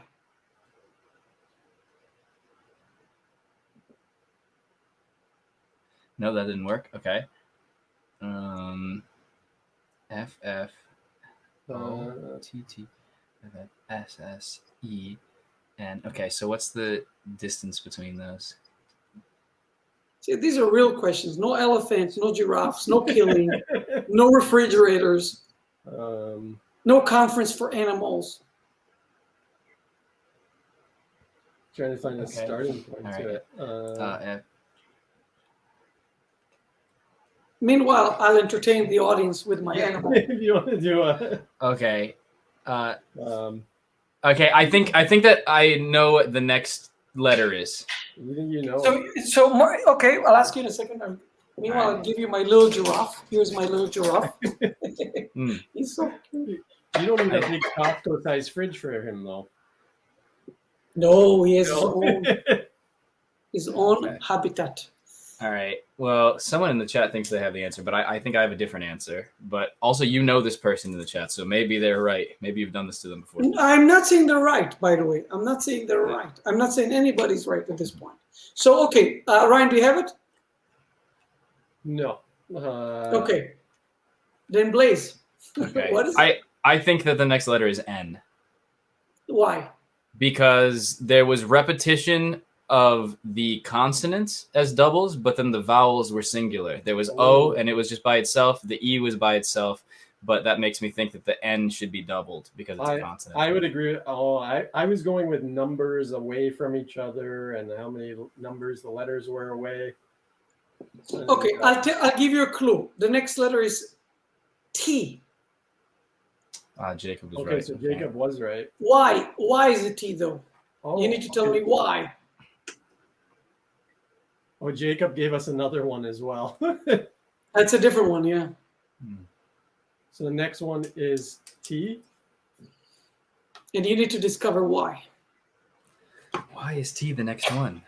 And T. Okay, I'll give you a little clue. What's the first one? The first letter? O. Oh, And the second one? T. T. And the third? T. T. Okay, and the last one is T. I just gave you a clue. The first one is O, correct? The first one is O. The Second first one is T. O. Oh, Yes. The second one is T, and the third is T, yeah. and the fourth is 4, and the last one is T. Wait, the fourth is F. Oh. Wait, what? Oh, the fourth is 4. 1, 2, 3, 4, 5, 6. Oh, 7, 8, 9, 10. Oh, you just said the fourth is 4, and that gave it. Okay, yeah. I told you I'm really good Yeah. at it. That was a good one. I like That was a good one. I like that. Okay. No giraffes. Yeah, You no know, giraffe. and No, there's that's a only good one one. answer. Only No. one answer. No, that is a good one. Yeah. 1, 2, 3, 4, 5, 6, 7, 8, 9, 10. Everybody right now is Wow. going. Any more tough questions before I have to take my dog out? I mean, yeah. oh, go ahead, Liz. Did you, if you were going to say something, Ryan, I mean, I was just going to say, like, earlier you mentioned how when you're consulting with someone, you kind of define your creative process for them, but you don't really do that for yourself. If you were to describe how you go about creating something, is there kind of any specific process that you tend to find yourself falling into when you're creating something for yourself? Or do you always just find inspiration from all random places? Yeah, the truth is there's no one answer. That's the general question. But in practice, and I see it happening to me again and again when I came up with Tommy's Money, and then I did The Switcher, and then I did every trick that I ever worked on, double exposure, it's this restlessness. Like I'm dyslexic, so it's hard for me. Restlessness that I always, like, I drive my friends crazy. Like, they see I showed them something and then I say, but no, it's not good. Maybe I should do it this way. It's like always trying more ways and more things. And what if I did this? What if I did that? Or a double exposure. Start with a gimmick deck. I said, well, what if I don't want a gimmick deck? What if I want completely just regular deck? What if I did this way? What if I change the order? There's lots of what if and could it be better and what could I do? Oh. For whatever reason. Oh, there we go. You're back. You're frozen. There we go. You lagged a second, but you're good. You're good now. Yeah. So, for example, Killer Prediction, the way it was described and sold for me didn't work, and I had to find why I don't get what I want to get from it. So and it was not clear to me. Like, why is it not fulfilling me? Why is it not? And I said, okay, it's not 3 balls, going to be 1 ball. I don't want to get the people on stage. I want to grab the ball and open it myself. Like, I found things that I thought would be better for me, for my personality, for my aesthetics, for my needs. So I really try to listen to myself, to what I want to get, and is it doing what I want it to do? Is it? So it's a lot of those things. It's really the idea of exploration, curiosity, and not settling down or thinking that's good enough. Good enough is a curse. Yeah. It's a curse. Good, that works. People like it. Once you get satisfied, then it never gets better. You just I'm very proud of my foreword to my book, because it summarizes my philosophy. Did you get to read my opening? Of the So why don't you grab it for a second, and maybe we'll finish it with this. Mine is in the basement, but I'm up in my office. I got it. If you read, open to the introduction of the book, and why don't you just read that 2.5 pages, I think, and it summarizes everything that I believe in, and it became a motto, a thing that I live by, and it serves me very, very well. The foreword that's by Blaine, or the no, the preface that you wrote. The preface. The preface. You want me to read it? All right, let's go for it. Sure. All right. The first time I made someone say "wow" was not with a card trick, but rather with something I drew. My mom was so proud of her 9-year-old son's drawing that she hung it on our fridge. My interest in creating art came to an end shortly after that first exhibition in our kitchen. Yet for some reason, art again piqued my curiosity in my late 20s, and I wanted to try watercolors. So I turned to the world's most unreliable source of information and watched hundreds of YouTube clips of housewives giving tutorials in their kitchens. I learned every possible trick with watercolors, from creating texture by pouring salt onto wet paint to using Mr. Clean to remove pigment from paper. I became obsessed with art. Besides watching hours of tutorials online, I read artists' autobiographies, how-to books, and attended courses at the School of Visual Arts. As much as I loved painting, I sucked at it. I found watercolor to be a disobedient medium. I couldn't get the pigments to do what I wanted and got frustrated with every attempt. To save myself embarrassment, I painted when nobody else was at home, because my paintings revealed the fact that I was an amateur artist. I realized that I didn't want to be an amateur, I wanted to be a pro. Terms like novice, hobbyist, beginner, and amateur have an undeserved, shameful connotation. As a magician, I was never a beginner. I became a pro as soon as I was able to make a little red hanky disappear. It took me a few minutes to learn, and I was able to fool my dad that same day. I knew he was genuinely fooled and wasn't just playing the role of a supportive father. He asked me to do it again and again, and even prompted me to show it to his friends. I became my dad's hero. It wasn't until many years later that I realized I had been a stupid, pompous kid. I thought I was a hotshot, but in reality, I was just a beginner. I was simply a kid who had purchased a clever gimmick invented by a great magician, and I was taking for myself all the credit that he deserved. I didn't bother with scripting, building my character, or routining my tricks. I thought if I could make a little hanky disappear and fool my dad, I was a magician. Looking back, my dad wasn't the only one being fooled. I was the real sucker. It doesn't take much to fool people and appear as if you are a pro when you use devious gimmicks and self-working tricks. Maybe because it's quite easy to pull off a trick, we sometimes skip the critical step of embracing the fact that we start as beginners. When people ask me if I am a painter, I usually respond, I paint. I feel like I haven't earned the title painter, and that I have many more years to explore painting until I can consider myself a painter. With magic, I printed my first business card a few weeks into it. My struggles with painting remind me that allowing myself to be a beginner, a student, keeps the door open to learning more, because the moment you think you've mastered something is the same moment you prevent yourself from learning more. One of my favorite artists, Lucian Freud, said in an interview that he thinks of each painting that he works on as the only one that he's working on. In fact, he thinks of it as the only painting that he has ever worked on. Further, he thinks of it as the only painting that anyone has ever done. By putting all of his preconceived notions behind him, he allows himself to approach the canvas with the attitude of a student rather than that of a master. Painting as if for the first time, without relying on the success and acclaim of his body of work, keeps his work fresh and allows him to grow as an artist. Here is perhaps the best advice I got from one of my early art teachers. Don't strive to be a good artist. Strive to be a better artist. Becoming a good artist has a final destination. Becoming a better artist is an ongoing journey. I've performed shows where I felt like I killed. And now, years later, when I watch the recordings of those shows, I cringe at how bad they were. I want to believe that my performances today are much better, but probably years from now, I will be just as critical of them. I might even read these words and deny that I wrote them. One of my biggest influences is Tommy Wonder.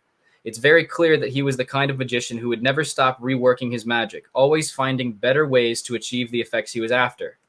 Tommy published 3 versions of Nest of Boxes, and every one of these versions would have been satisfying to most of us, but not to him, because Tommy Wonder was not a good magician. Tommy Wonder was a better magician. If we adopt the attitude that we can always get better and the things we do are all works in progress, then once in a blue moon, we might look at something we have done and say, I did that? That's not bad. I try to create pieces that will stand the test of time, work that I won't regret having my name attached to many years later. And if I don't achieve that, I will settle for just getting better. Every few months, I get an upgrade on my cell phone's operating system. It fixes bugs, improves performance, and sometimes gives the graphics a facelift. Like many people, I adore my current phone and am amazed that it can do things that my first computer couldn't, such as take high-res pictures, send emails, store a library of books, allow me to write my thoughts on magic, and even help me find dates. Still, there are geniuses working constantly to improve this amazing device.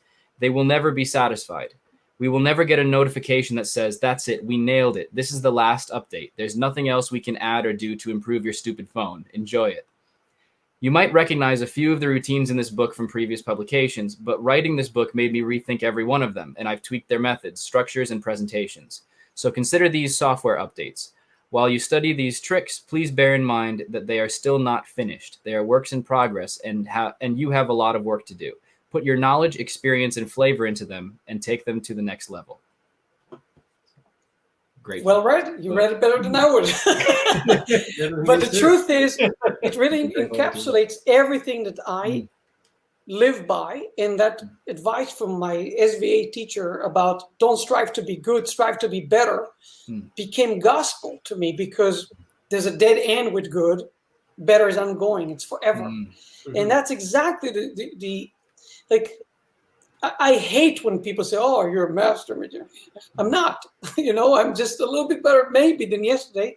And sometimes I go back. So it's not a linear, graph that goes. It's a little bit like this, correct? So sometimes I take a step back and I'm like, I ruined something and I fix it again, whatever. But the point of it is that, keeping that curiosity, that you spoke to me, how do I come up with tricks? It's exactly that. I always think of myself as a beginner, and I'm working on it. And I'm not any better than anyone watching this. When I work on a piece of magic, I do exactly what everyone needs to do. I did not earn a shortcut. I did not earn the right to say, obviously I know what I'm doing, so I don't need to do that. I don't. some people, I tell you, who think that they are prolific or accomplished, they think that they know the answer quicker than most people because they earned it. They know, and there's some truth to it, of course. But if you think it, okay, if there's truth to it and you think it, that's bad. But if you don't think it, and there are no shortcuts, and you're just an idiot still, who just knows a little bit more than you did yesterday, then the work you're going to put into the trick will be careful. You're going to think about every step of the way, and you're not going to leave anything to your ego or to the feeling of accomplishment. Just work your ass off and really put in the work, because the difference between great and mediocre and bad is really in the fine details. It's not, when you say this guy is amazing, this guy's okay, this one sucks, the differences are just minuscule. Just this guy, he just paid a little more attention to some details and this one didn't, and this one completely nothing. So the difference is very minuscule, and as a perfectionist, as a person who loves the process and the work, you realize it. And if you realize it, you have a good chance at maybe creating something better. Not good, better. So that's it. So, I love the introduction. I labored over it and I wrote it. It took me a long time to put all my thoughts together. And the two people that I mentioned is Lucy and Freud, and who was my favorite artist, and Tommy. And both of them have this quality. They both have this quality of, you are a student. You're just a little less idiot than yesterday. That's about it. And go to work. Do what you got to do. Yeah. And that's something you touched on in that is that it's very easy, I think, in magic because of the fact that we can do something and day one immediately get gigantic reactions, these grandiose things. It's very easy to have an ego that gets inflated, way bigger than it should be at a beginner level because of that. And then the moment that you think, oh, I am great, so I don't need to keep learning and studying, is the moment that then you're not great at all. Yeah, because you become you limit delusional. yourself. You believe your own praise, basically, and it's a dangerous place to be. Like, there's a point in life, when you do magic for a long time, that yes, I can go and do a good show. What used to be my bad show, is now my good show. And you know what I mean? Like it's the hierarchy changes. Like even if you are not your top, your show is still going to be good because you're experienced, you know a lot, and you can make it work. But if you rely on that, if you rely on your expertise, your experience, to make yourself think that you don't need to work as hard, then you're not gonna push as hard. So it's okay, it's fine. You can tap yourself on the shoulder. Okay, I have 20, 30 years of magic behind me, and I know something about it. I have more tools, but still go with that feeling that you are just starting out, and then you have a good chance. I think that's probably a great place to end things. That's a great piece of advice for people. And don't kill elephants and giraffes. That's all. Just put them in the fridge for later. That's it. Just put them in the fridge. Just keep them in the fridge. That's all right. Keep them alive in the fridge. But I think that's a great place to end this. We had so many great questions tonight, and again, thank you so much for coming on tonight, Asi. I really enjoyed having you on. Well, thank you for having me. You had some really great insights. Thanks so much. Yes. Good night. Well, yes. Good night. You can go walk your dog. I don't know if you did while I was reading, but you can go take care of your dog.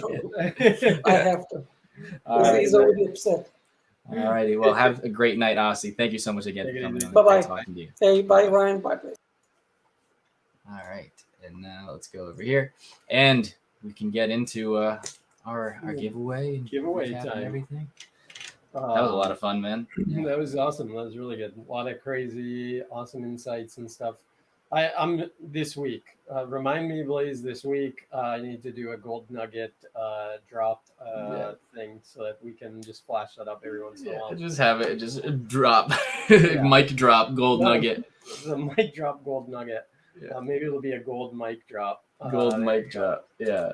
But So guys that are watching, ladies that are watching, people that are watching, every single week we do a giveaway at the end. And so we ask you one question that happens something throughout the episode. So Blaze, do you have an idea of a question that you want to ask?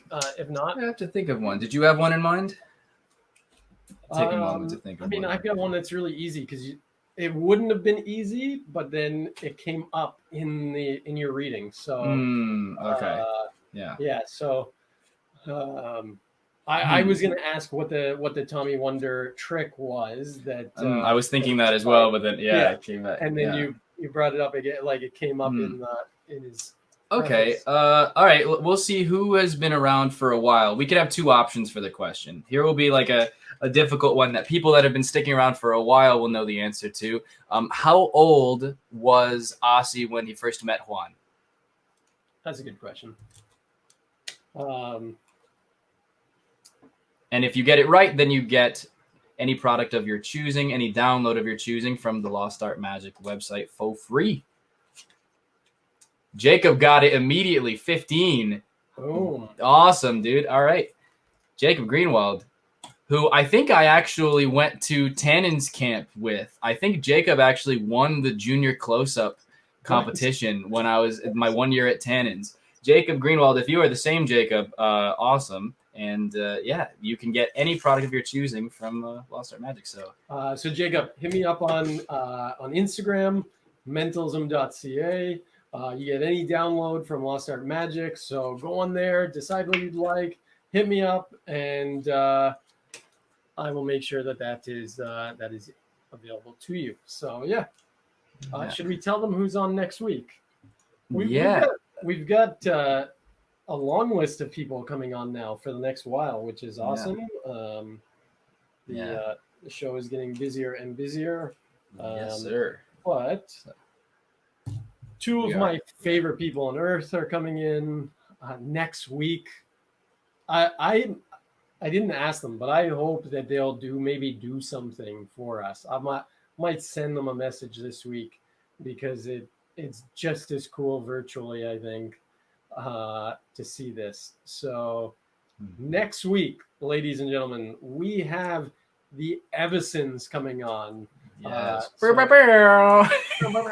you have not seen the Eversons, go watch anything on YouTube or whatever. They slay rooms of magicians. I remember seeing them the first time live was at like Magi Fest a few years back, and we became really good friends after that.